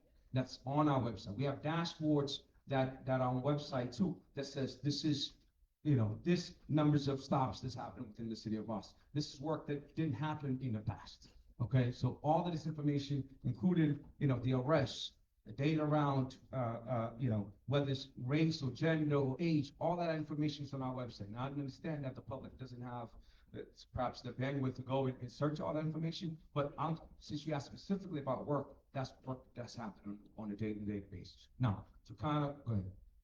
Like you see, I don't want to keep, like, you see, okay. Actually, you're saying you're giving me the numbers, but what are we doing to bring it down? That's what I'm saying. What are we doing out there? Not that you have the data, you have the numbers. What are we doing to decrease the amount of arrests in our community where only 22% of the population? That's what I'm saying. What are you doing So, to address those issues?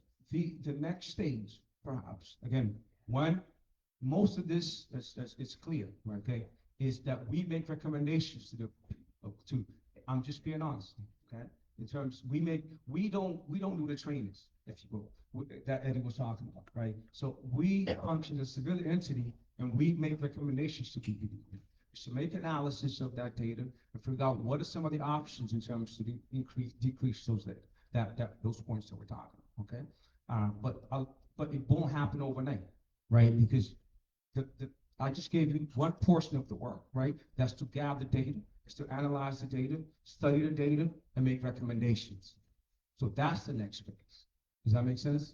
Right? And I understand. Like I wish I could be like, here's what we're gonna do. But the office again, it's in for better or for worse. I think again, it's plenty, but it is to make recommendations in terms of next steps. And we can talk to the commission. I talk to the commission in terms of what I think is best, but it is limited in terms of what the office itself can do. Okay, I'm just being frank here. Okay, is that hopefully a little better? Yes. Okay. To get to this brother here, he's been waiting for a minute.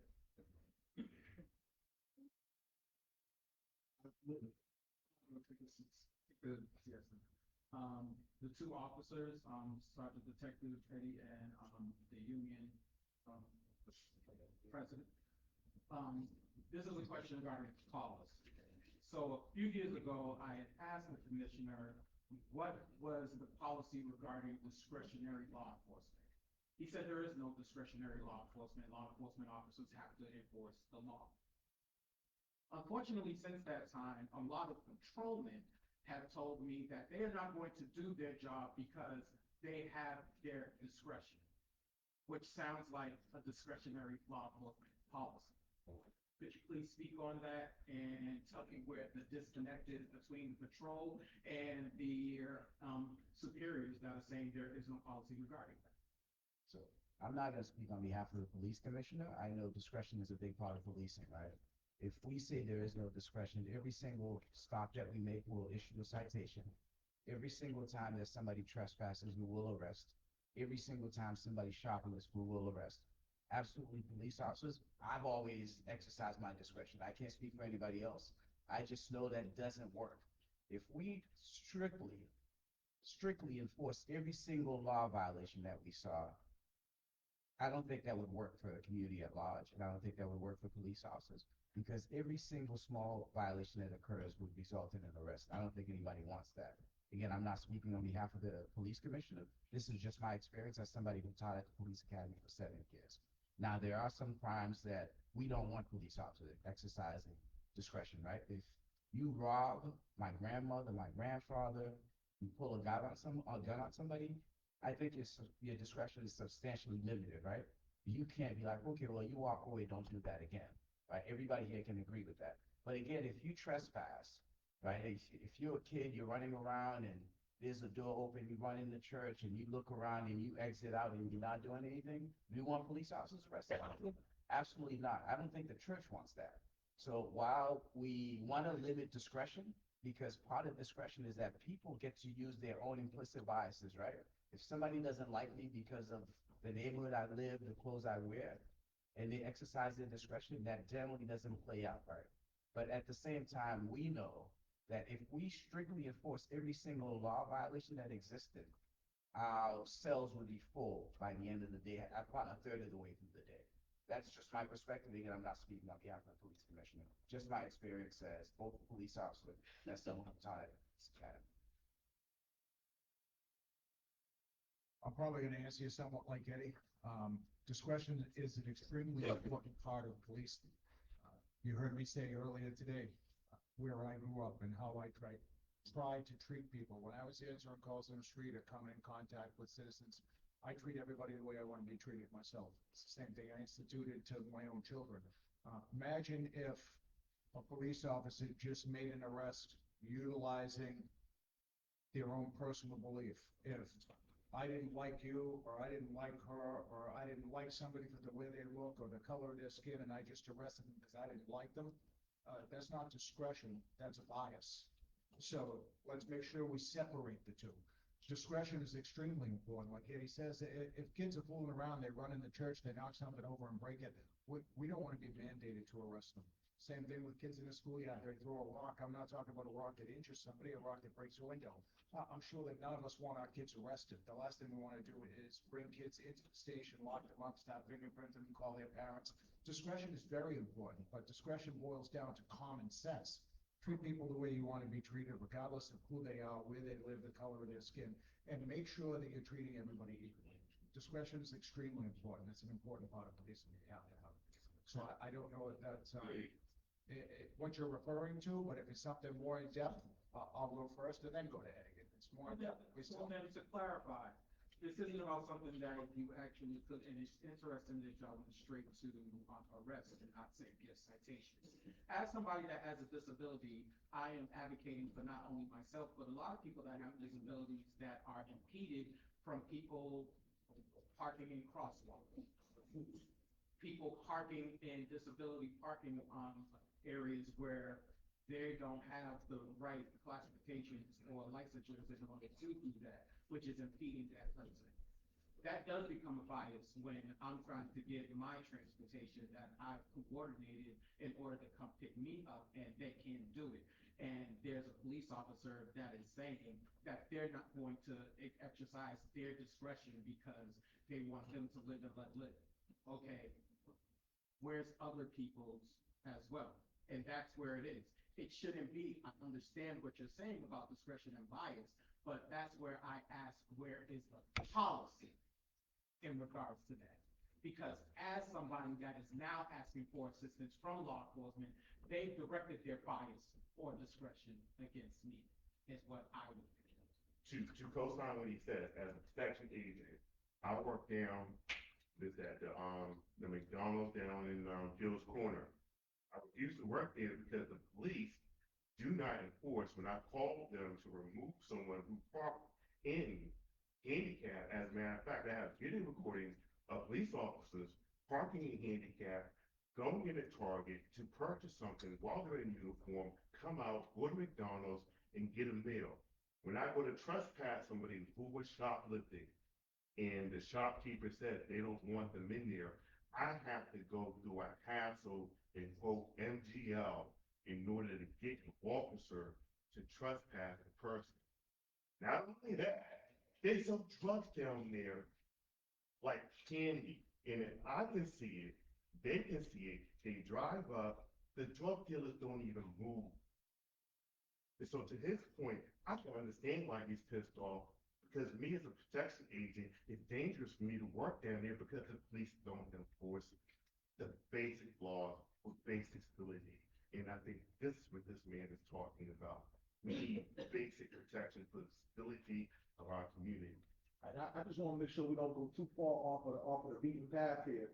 So, you know, if we're talking about police reform, then it sounds like both of you have encountered officers who, refuse to do their duty or what have you. So then to me, that would be when you would file a complaint, Officer Johnson, or whatever your name is, badge number and all. And then that's when you could say, Tuesday, March the 1st, what have you, Officer Johnson saw this person do this, violate, and did not, assist me. And then that type of complaint would go to Evandro's office. And then that's one of the major things, right? Not dereliction of duty, but Neglect of duty. neglect of But duty. like I said, I wanted him to take a breather because again, I wanted to speak on the policy. They are saying it as if they have the directive as if it is written in stone or on a piece of paper. And since the top is saying that it is done, I'm asking their representative and another officer, well, where is it written? Because I'm not just speaking about Dorchester, Roxbury, Mattapan patrolling. I'm talking about ones in downtown, I'm talking about in Boston, I'm talking about Charlestown, I'm talking about Austin Friday, yes, I get around. So what is the policy, you So know? what is the policy that they all have told me the same thing? So it sounds like they all have come to, they read from the same manual. So is there a written policy that you're aware of? So Mass General Law actually dictates discretion. So I'm not quite sure, and I don't remember who you said told you that we don't have discretion. That is. It was the commissioner. Oh, well, there I go with the commissioner again, but that, you know, if that is in fact what happened, I wasn't there, that's not true. We do have discretion, and we exercise it every day. And I can tell you unequivocally, like my counterpart next to me, it is an important part of policing. We cannot do away with discretion. However, it needs to be utilized appropriately, and what's appropriate for some is not appropriate for others. So I actually value the instances in the examples you gave me. Police officers know better than to park in a handicapped spot and go in and go shopping. So that's a problem. That's not discretion. That's a violation. That's ignorance. We know we shouldn't do it, and we do it. If it was accidental, I don't know, it wasn't me, I wasn't the officer. However, if we do something wrong, it should be pointed out that we do it wrong. But that's not discretion, that was intentional. Discretion is what Eddie and I were referring to. How do we deal with children that do something wrong? Is there an absolute, all the time, mandated arrest? And we would submit to you for 30 and probably 30 years of life. Absolutely cannot do away with discretion. You don't want us locking up your children every time there's a violation of some menial law. So if a police officer does something wrong, like parking in a spot, yeah, that's an issue. If a police officer doesn't issue a parking tag, if you're hindered getting in and out of a vehicle because another vehicle is blocking the crosswalk or a handicap ramp, you have a complete right to be upset about that. But I want to make sure that I say what Eddie said and echo that discretion is extremely important. We do have it. It's dictated by the law. The police commissioner cannot order us to not utilize discretion. And I would tell you, as someone who taught motor vehicle out of the academy for 5 years, there are certain things I specifically told recruits, these are things that we should not overlook. Handicap parking spaces, handicap ramps, right? Parking a police cruiser in a handicap spot, right? These are things I specifically tell them, we cannot do that. We should not do that because the public looks at that, and we should not be enforcing things that we are in violation ourselves. So I don't know that, again, what you teach in class and what happens on the street could be very different. But I know as someone who taught that class for upwards of 6 years, I would specifically tell them that there are certain things that you should not give like a passport. While I said that, there's nowhere written in the rule that says that they cannot. They should not, as opposed to cannot. Okay. Thank you, brother. So, Councilwoman here.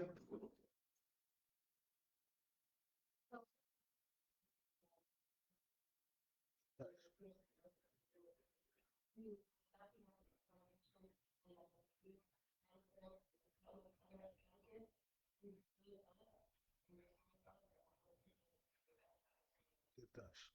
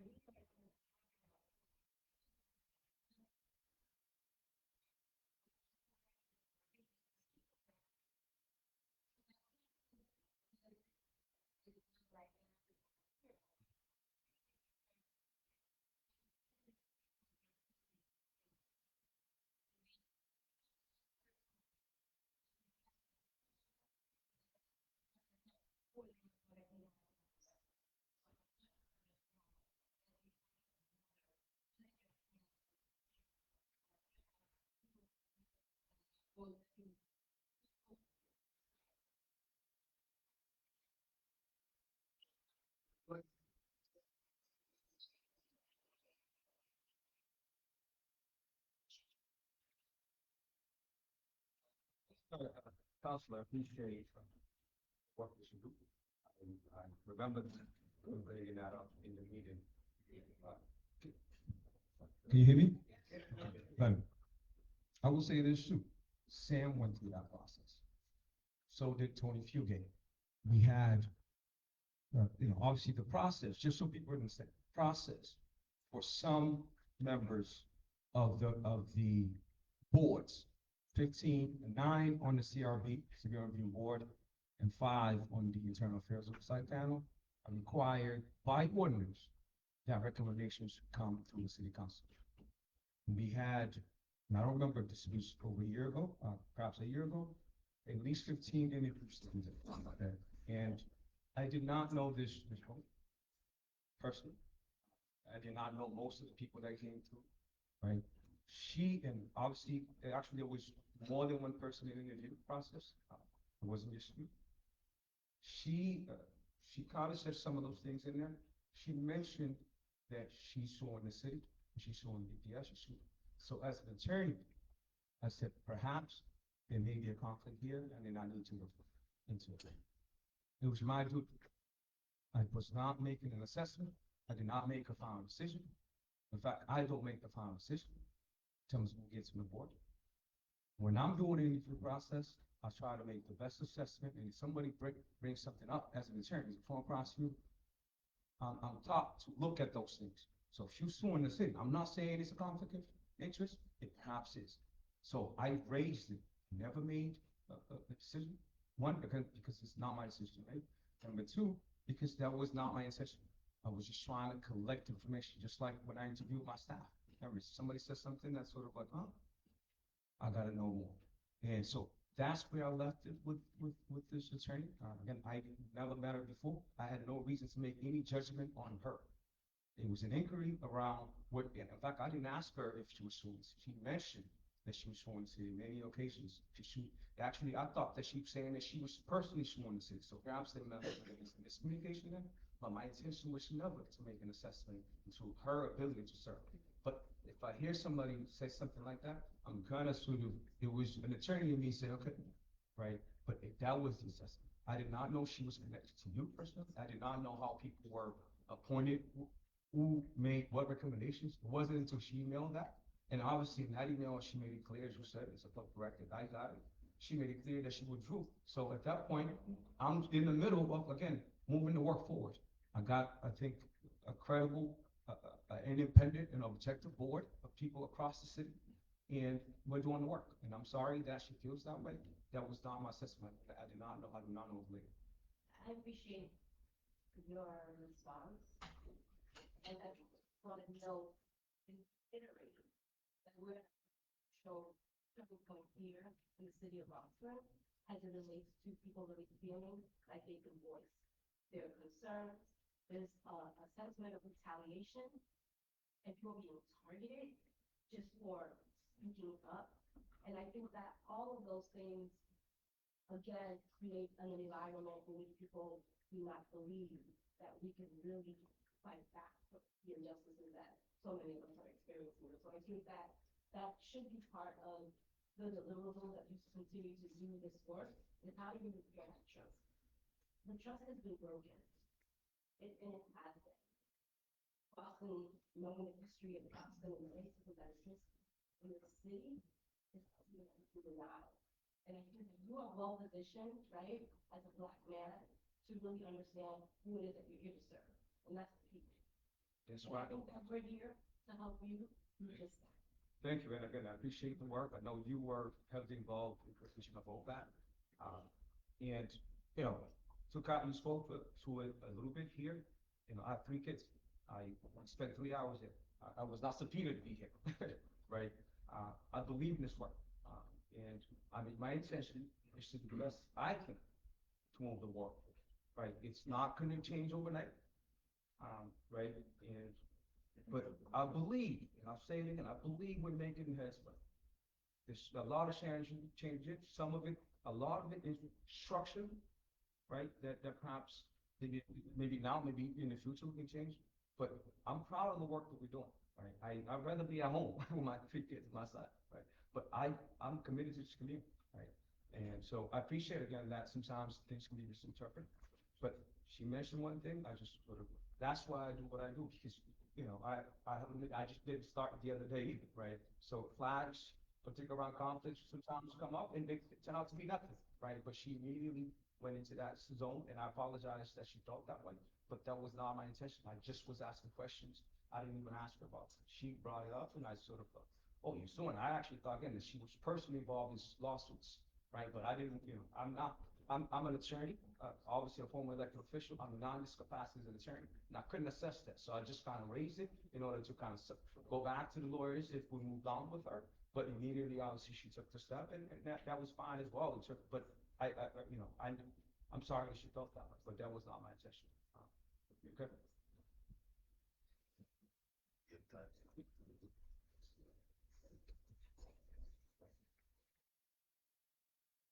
Mr. Crawford, I'm just bringing this back to where we were, and it's respectful to both the counselor and Alondra. I have no idea what was going on with the application, and nor is it any of my business. But we were invited here to talk about how to make police homes and policing better, so I'm going to try to bring it back there because on behalf of the BPPA, I'm here to talk about solutions. How do we make things better? Because what I'm hearing is that you're not satisfied. And I also know that nobody from my organization has been here. So with the clock ticking and getting 45 minutes, I suggest we go back to the questions that are about police that help we can solve some of the problems you have.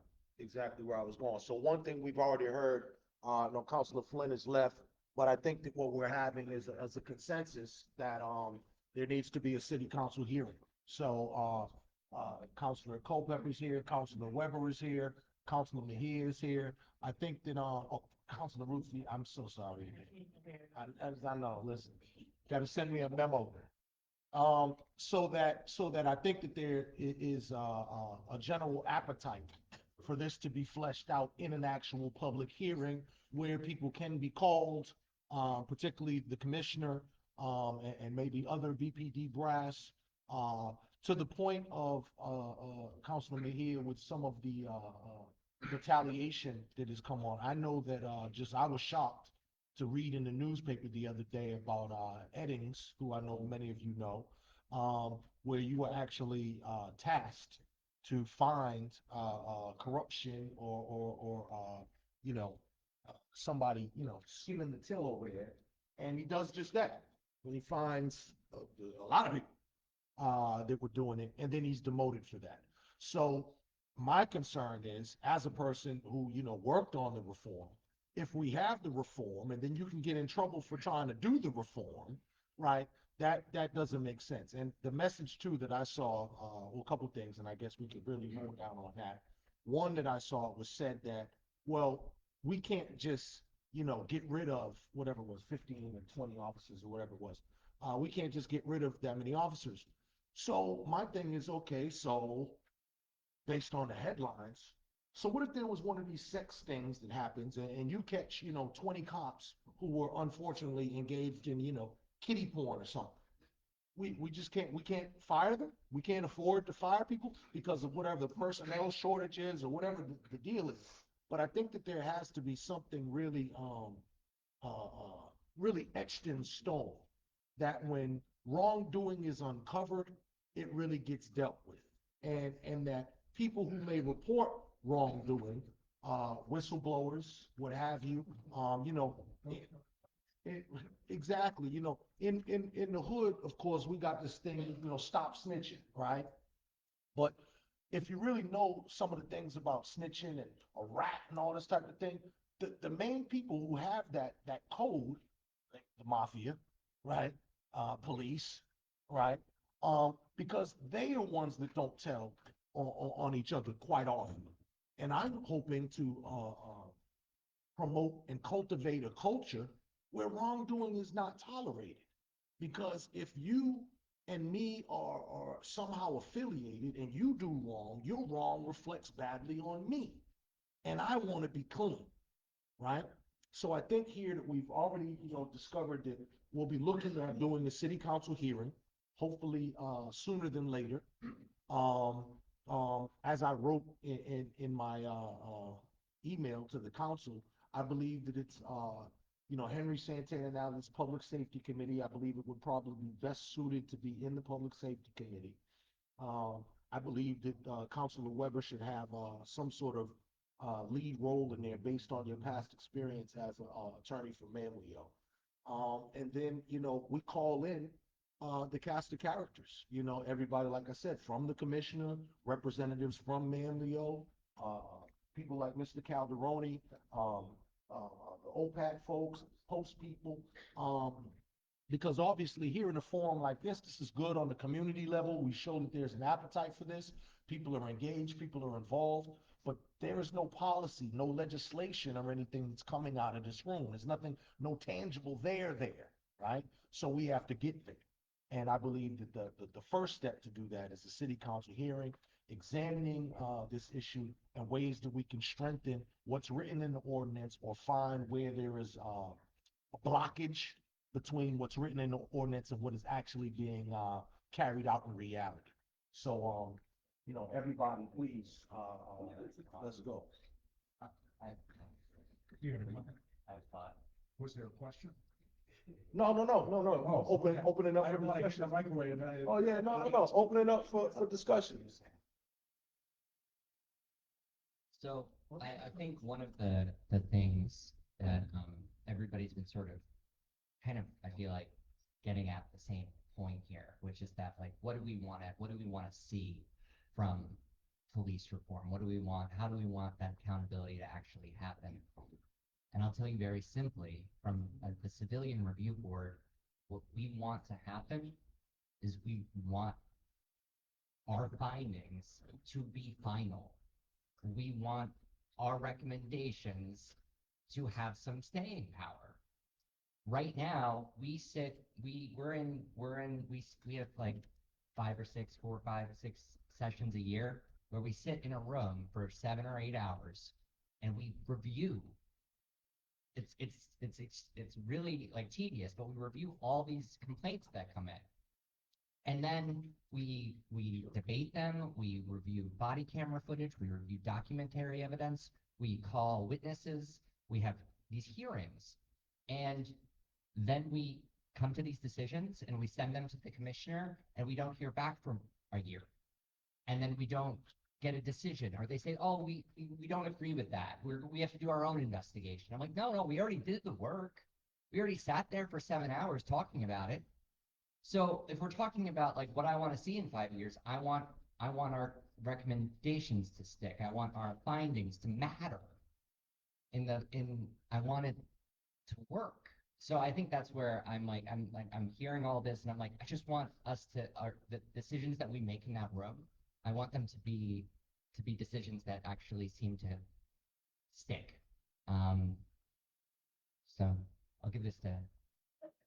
So just for you, the question, how do we help you get there as a community? What can we do? Exactly. Well, I mean, once again, I think the city council hearing is a good first step, but also too, when a hearing like that happens or a meeting like this, right? Doesn't work if it's, me and the panel, right? Or if there's a hearing and nobody shows up. So folks need to be vocal and vigilant, whether it's, writing in, voting, yes, voting. But in this type of thing, there's not another vote coming for quite some time. So in the meantime, I'm talking about folks being able to contact your local elected officials, city council and your state reps and senators and all this type of thing. And, make this an issue. Hey, I'm concerned about police reform. I'm concerned about the implementation and how this is working, right? And then, with your own suggestions or what have you. But oftentimes in the community, you understand, closed mouth don't get fed, right? So we have to put this back on the front burner because police reform at one point was the hot button issue. And now things have kind of waned. And now things that equally as important, but housing and education and all, obviously rent is too damn high. All these types of things, right, have taken precedence now, and we've lost a little bit of the oomph that we had behind some of the police reform. You know what I mean? So that's to me the beginnings of how we work on it. Brother, quickly. Closed mouth don't get fed, neither does the ignored mouth. Our mouths are not closed. Our mouths have never been closed. Our mouths have been controlled. So now we need to find a way on making sure that it is not taking. Well, at least for me, when I say closed mouth, what I mean, Understand it, Eddie. no, no, no. We understand it. No, I'm talking about in practicality. So that when we had the meetings around police reform, they were not packed out.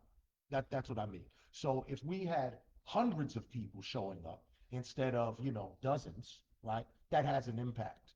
So a lot of times people are concerned about issues, but they may not voice those and often too, life be life. So folks might not have the time to come to a meeting or what have you, whatever. That's why I chose a Saturday, hoping that it wouldn't interfere with people's work schedules. But, folks work on Saturdays too. And, all this type of stuff. So there's never kind of a perfect scenario where you can get it. But I think as a community, we definitely have to be more active and more vocal around these issues and show up more. So I don't, mean like nobody is saying nothing, but we need to do so more and in a concerted effort, my belief. So.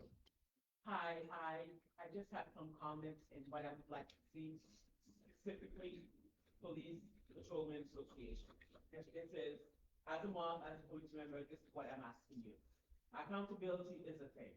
I understand that your purpose or your organization is to protect the police officers.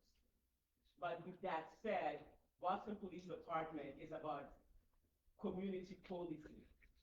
So therefore, I would really like to see that the association takes into effect that we are about community policing and that decisions that are made looking at the community as a whole. I mean, things like the academy. What are they teaching at the academy? For example, we're talking about discrimination. How do you talk about communication with the various communities, which is extremely important. And one of the things that we for years had, and it was mandated by the federal government, and I think it was really good, is racial profiling during motor vehicle stops. So for years we had this form that when officers stop a car, they have to fill out this form that explains basically the general information on race, gender, but how long did you have this car stop? What's the maximum time you can have them stop? So these type of studies and these types of data collection for police officers are important. And I would like to see the association to kind of like keep those in mind and that these police officers follow these types of data collection that will improve not only accountability, but the community themselves to start trusting what the police department is doing. Finally, might not be the right way for me to say this, but a good in-depth question. So I'm going to answer it in depth. First off, the union is usually labeled, and I'm not suggesting your label, and I appreciate you asking the question.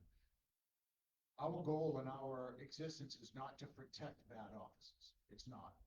Which is why I'm responsible for putting the language in the last collective bargaining agreement on, I think it was child pornography mentioned earlier. That should never exist. The union should never be involved in protecting felonious behavior. So we changed that. What we've been trying to do with the BPPA since I've been in charge is lead by example. We negotiate collective bargaining agreements that have real reform. You should be able to terminate an officer that's involved in child pornography, armed robbery, dealing narcotics, committing felonies. That should never exist. And unions' goals and their existence is not about protecting bad officers. What our goal and the reason the unions were founded were for wages, working conditions, and benefits. We pride ourselves on that. And at the same time, this union has worked with the current mayor and the current city council leadership to put forward collective bargaining agreements that deliver just that for the community we serve. Real reforms with real teeth, and at the same time, providing better working conditions, wages for our members we represent. That being said, why don't you see the reforms like Senator Wilkinson's racial profiling forms that used to exist? Former crash investigator, I know all about them. I was in the House when the Senator was an elected member of the body and was very vocal on bringing forward those profiling forms. Why don't they exist anymore? I don't know, I don't lead the department. Yeah, this is where you're gonna hear me say a lot of things that people like, Bob is taking a lot of shots. I'm not here to take shots, but we're here to talk the truth. I was invited here to have a discussion about reforms in policing, not about who got the money to get into an action firm, so we're gonna stay away from that. Community policing is what we're all about.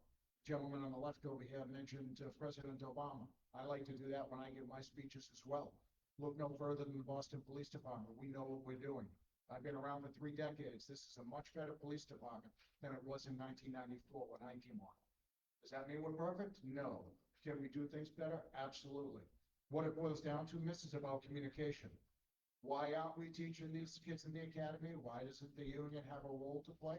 I don't know. We're not asked to have a role. The leadership of this department doesn't include the union.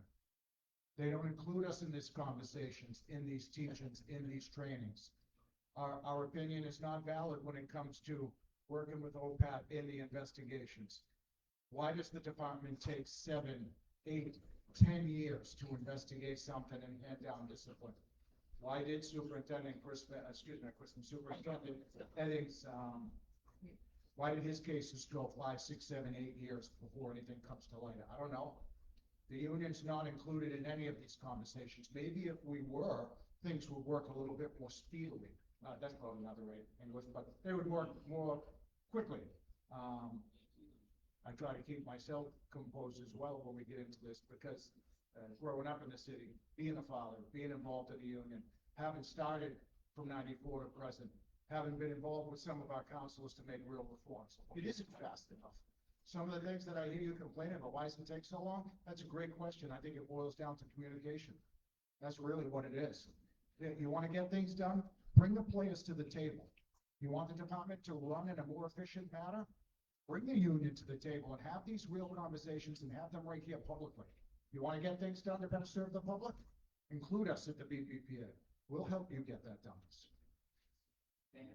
Just real briefly, in terms of the racial profiling forms, by legislation, I think the department is only required to do that for a certain amount of time. That time ran out. As it relates to the efficacy of OPAT, again, as someone who previously headed internal affairs, there's substantial numbers of people out there in the community who don't trust police investigations of their own, right? And that's why OPAT was created. Again, if OPAT can do these investigations, come up with findings, and recommend discipline, and they're not being adhered to, then there's no need for OPAT to exist. Right? This is not me being biased. This is just a fact of it. If you go out there, somebody who's heavily invested in the community and engage with people on a regular basis, there are a lot of people out there who don't trust the police, right? Rightfully or wrongfully so. But the fact is, OPAT was created to be an avenue for those people to take their complaints. And until we fix OPAT and their investigations are adhered to, then there's no need for OPAT to exist, right? That's really it. That's really what it comes down to. And for those who are heavily invested in police reform, again, I don't want this to be a conversation for today and we walk away and that's the end of it. I don't want to have a second George Floyd, right? And countless of other numbers. We should not wait for a tragic incident to happen before we become invested in really value what it means to have police reform. Police reform is not just what happens at OPAT. It happens every day. It happens in the interactions that citizens have with police officers. It happens with those incidents where somebody dismisses the citizen's complaint. It happens when a citizen calls the police station and their calls are not answered, right? It happens when people call 911 and you can't get through, right? Which happens fairly regularly. So again, this is just not about, like when we talk about police reform, this is just not about a police officer kneeling on somebody's neck and killing them. We talk about this duty to intervene, right? Does that mean, it shouldn't just be when somebody's knee is on a citizen's neck. It should be about engagement inside the station. If a police officer hears someone say something, right, that crosses the line, that duty to intervene should also be directed towards that person and stop that person from having that language, right? Because we know at the core of implicit bias and stereotypes, if you can engage in those conversations inside the station, inevitably, it leads to those interactions out on the street, right? These are some of the smaller things we should be really honed in and focused on. And we talk about community policing. Community policing should not just be strictly for those officers assigned to the community service office. If it is the policy of the police department, they have to find ways that really makes officers engage with the community, not just in terms of 911 calls, but on a regular basis, right?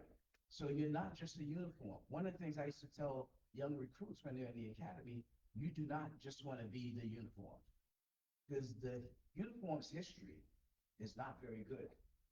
You have to be able to go beyond the uniform. When people start to see you as a human being, as a neighbor, as a friend, as an educator, that's when we're really doing the real work. Community policing should just not be a model.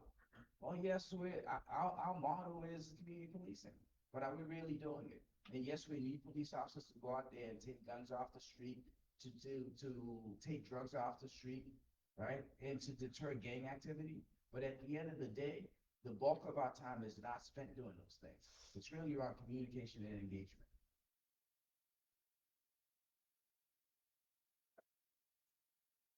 Eddie touches upon something. You don't have to give me a specific case. Is anyone in this room waiting on a case from OPEB? No. So I'm gonna echo what Eddie said. OPEB is not the end all be all. They're not the cure all. They're not what a police reform is all about. Are they about investigating cases and maybe police officers have complaints? Sure. But I'm listening to everybody in this crowd, and no one in here has a case that's pending in front of OPEB. So let me ask you a different question. Has anybody had an interaction with a police officer on the street the last 7, 8, 9 months or a year that's been negative? And if so, can you share it with me?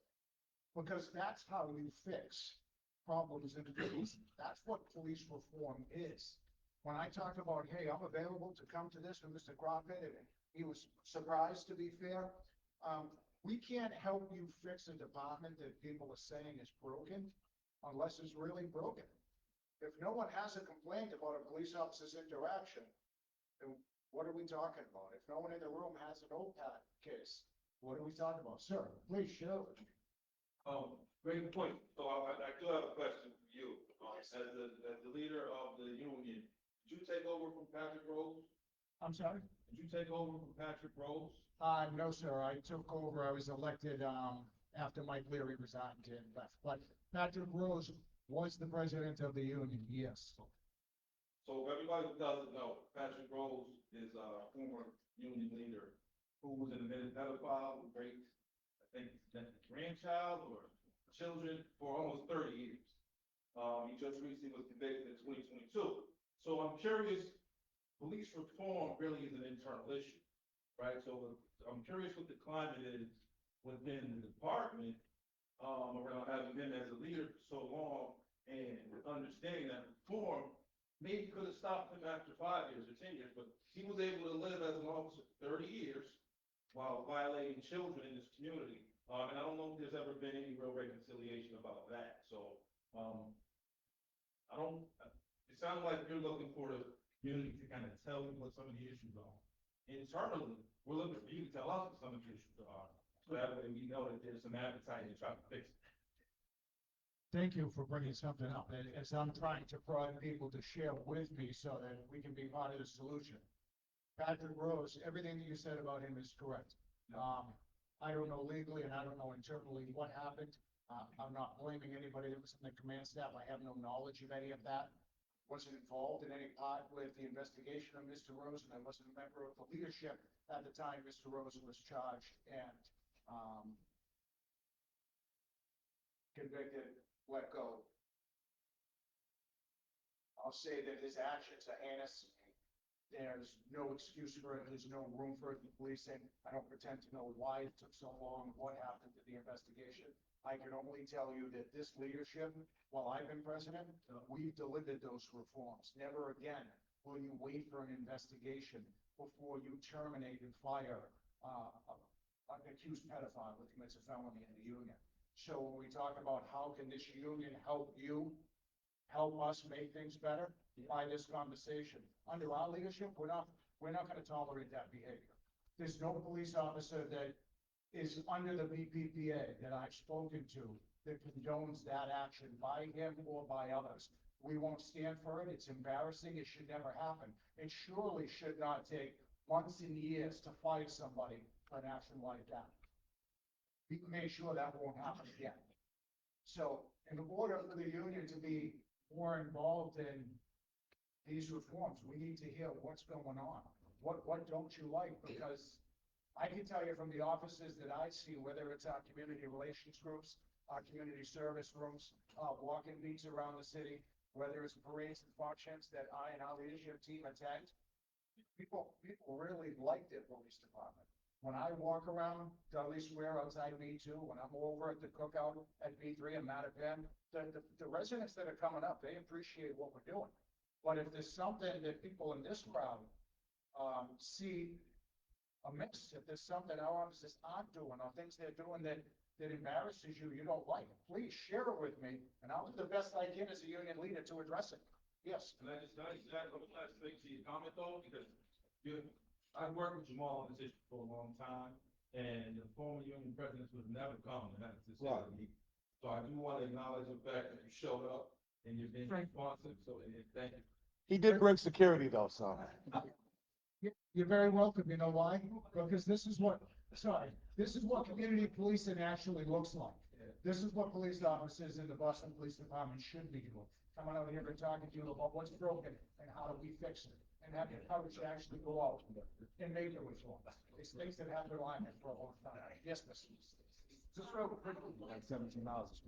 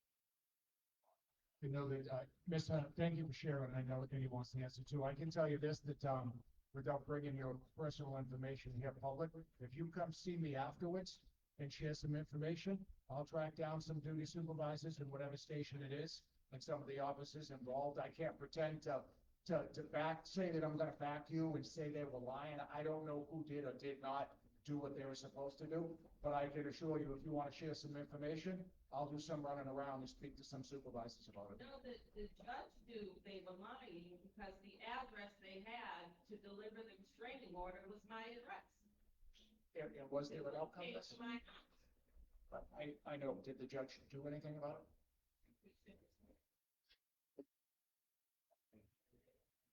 I apologize for something that I don't have an answer for from the. And Porter, Eddie's about to go, and I just wanted, because now we're getting to the end. We got a couple more people, and I wanted. I'll go my. You go ahead. Just wanted to speak briefly on Patrick Rose. I think for those of us who lived in the city in the 80s and 90s, I think the police department is very different. There are certain things that people turn a blind eye to and didn't want to address. We're far from that, but we're not where we need to be. And as I sit here and I hear some of the concerns that people have, my question would be to them, how many of those people actually filed a complaint about their concerns? If we're not doing that, then there's a problem. And if you file a complaint and you have yet to hear some kind of resolution to your complaint, you need to follow up. And whether it be directly with the police department or with City Hall, your city councilors, that's how we get results and we get change. Yeah, and I just want to say this before we go to Councilor Weber and then Councilor Mejia. In the case of Patrick Rose, that's egregious. And it's also, it doesn't happen all the time. But it's easy for police officers to say, oh, hell no, that was crazy, right? But what about the stuff that happens, weekly? So to me, I'm more concerned about the regular stuff that happens, like the drunk driving, the domestic violence, the drugs and alcohol use. Those type of things that happen often and we do see get swept under the rug. We also have instances of, cases of racism. I forget the name of the cop. I do remember. His name was Carr, but he was caught. And it was a very bad case. But basically, he got a little slap on the wrist, got moved around to another department, and at first it looks like it was a disciplinary act, but where he got moved to was almost damn near a promotion. It was a sweeter job than he had to begin with. So those are the types of things I think that at least concern a person like me. Once again, the everyday drunk driving, domestic violence, and when a disciplinary action happens and there's some sort of, very soft landing for somebody who has,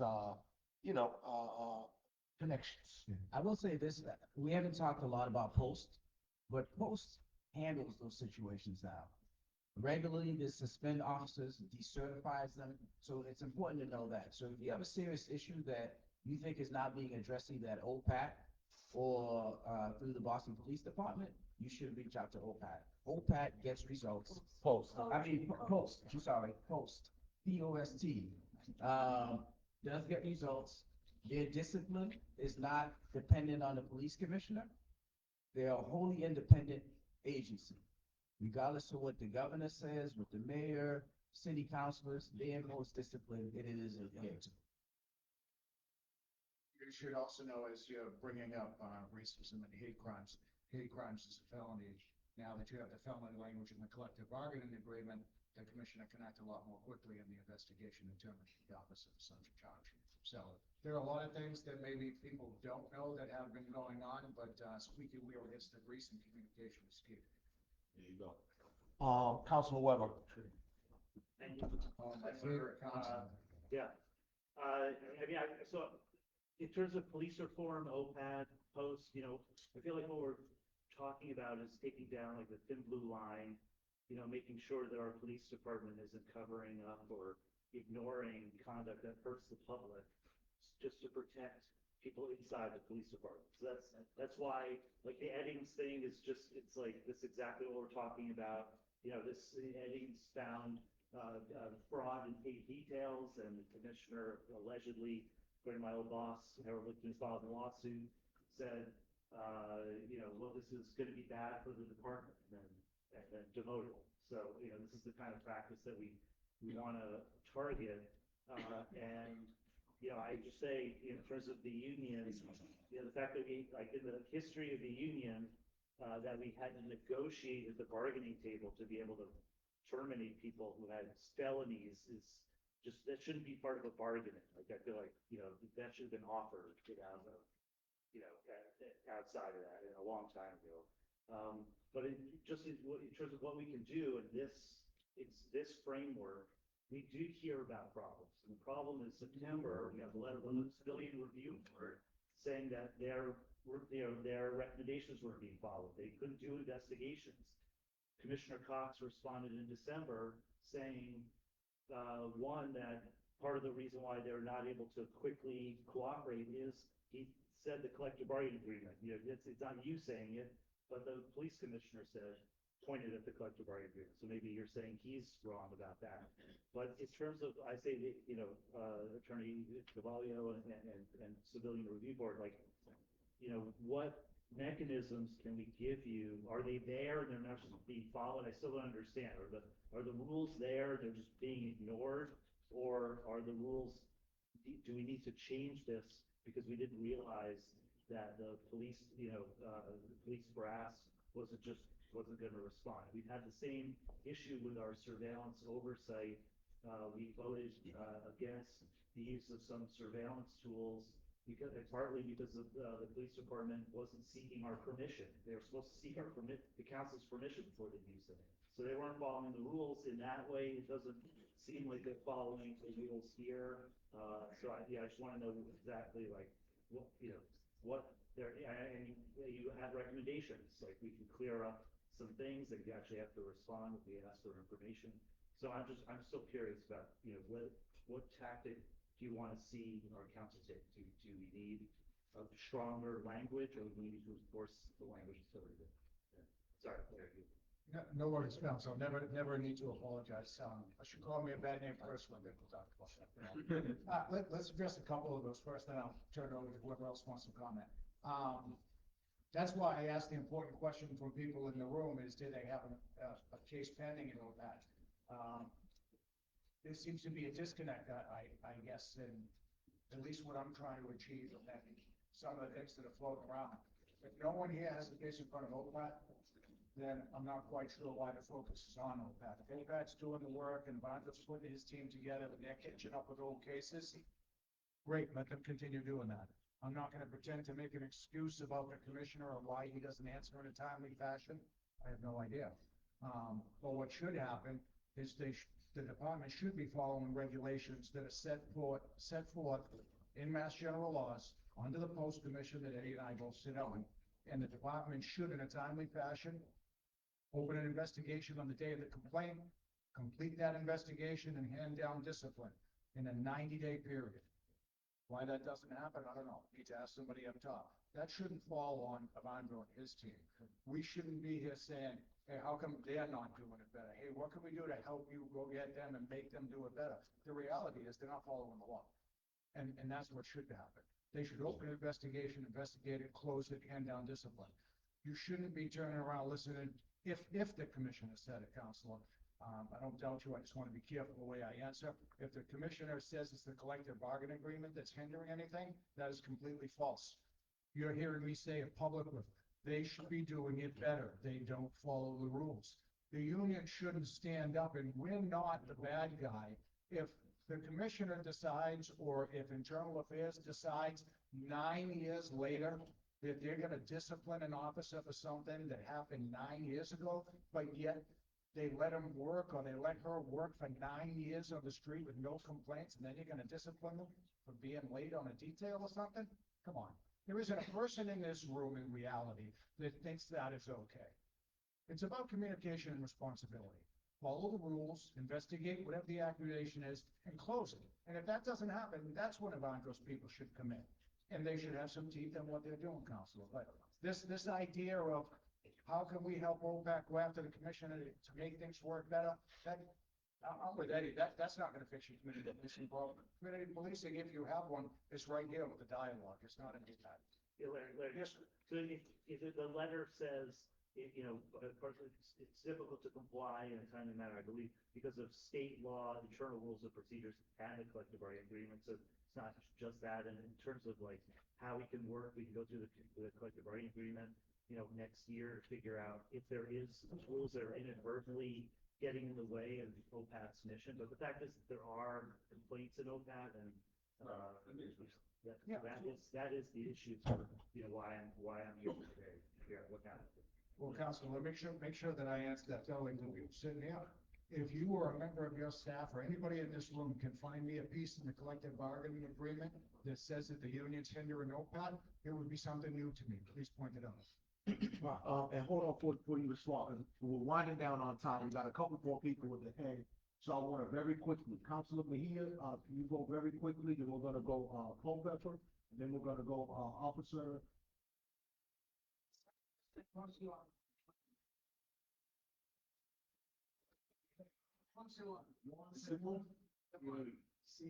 Sione, part of it, my dear. All right, so, Mejia, Culpepper. And yeah, he's brought in the back. So I want to just acknowledge Larry, and I'm always yelling at you every time I'm in the space, but I do want to acknowledge how much you do here. People,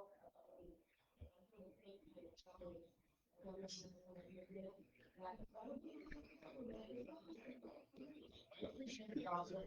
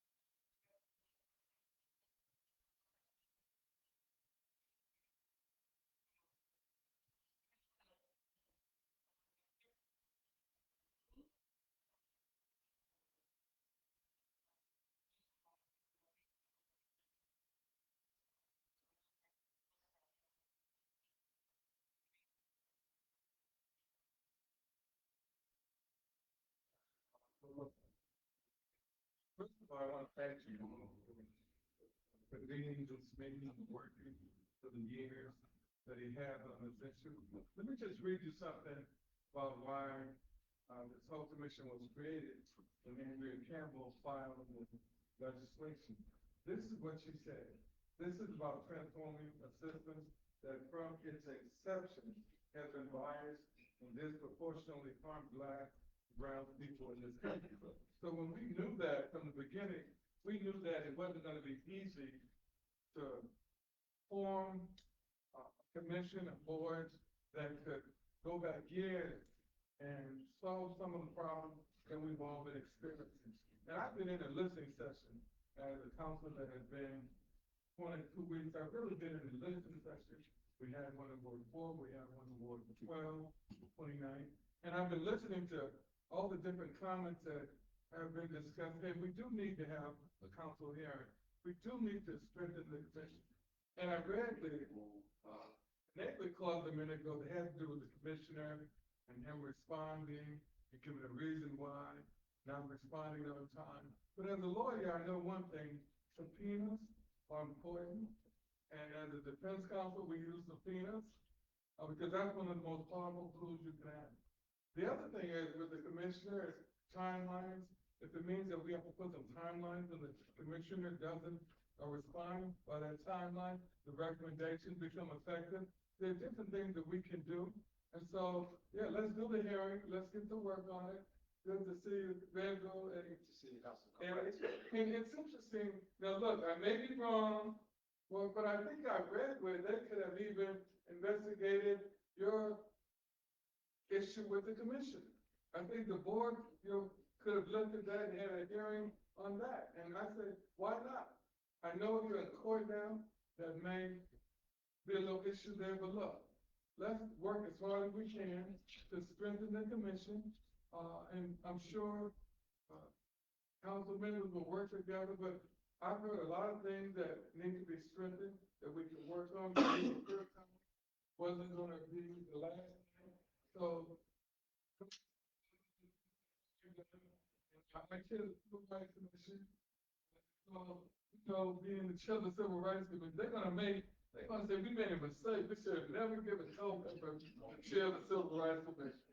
But look, I'm ready to go to work, and I'm listening, and let's get to work and get some things done to strengthen the commission so that he's not in a predicament when he comes to these meetings and they say, what have you done? Why haven't you gotten this done? Let's work with him to get it done and strengthen this. Because this is not just an overnight issue. We're going to have to strengthen it and strengthen it and strengthen it until we make it as strong as we can. And that the recommendations that they make, which are critical, not only dealt with by the commissioners, but the board has some teeth to deal with the commissioner if the recommendations they make and he doesn't adopt, to be able to bring the commissioner back and have some discussions about why he made the decisions he made. Thank you. Well, take the floor. Thank you for giving me the time. Sorry, I was late, but I'm talking as the board of the city of Boston and as a representative of the organization that is Zambia, I'm the vice president. The issue we have here is two, right? We have a level of accountability. We have an elected body that's appointed by the council. We have a board of having by the council. When people do not perform for us, we don't hold them accountable, take them out of office. We want to create all these other things.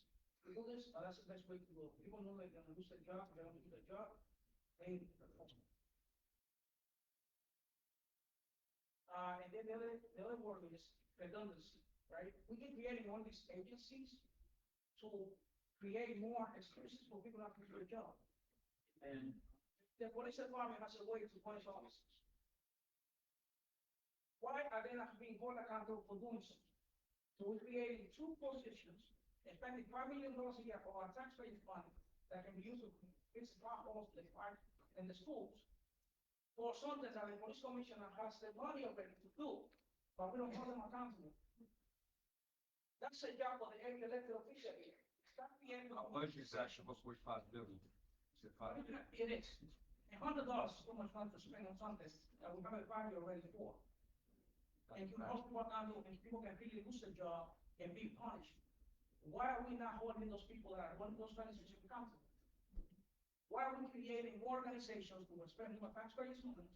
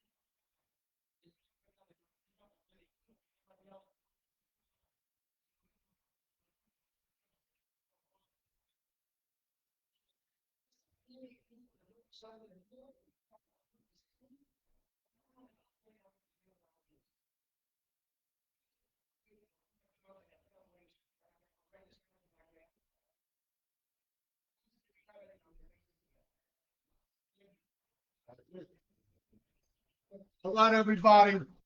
Look, just 1 second before we end, I just, again, Jamal, I know you have been heavily invested in police reform for years. I want to thank you and applaud you for convening this meeting. Thank NAMU leadership for providing this space for people to come together and voice their concerns. And let's not let this be the last time we get together to figure out how we fix this thing called police reform. And really, that's what I wanted to do. Thank everybody. Thank all of our panelists. Thank you for coming, taking this time out your day. Thank you all the elected officials. I believe we had five out of 13 city councilors, so that ain't so bad. You know? All right, thank you. And y'all don't gotta go home, but you gotta get the hell out of here.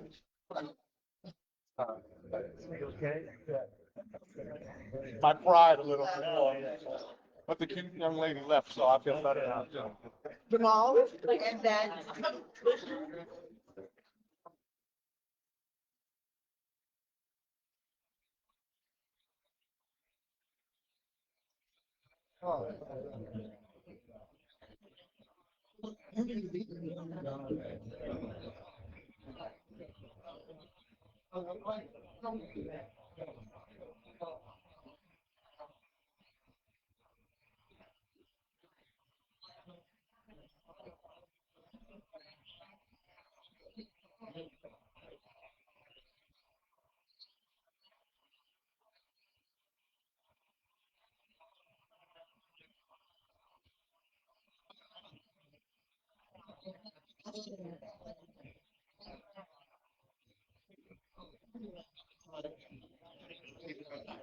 Okay.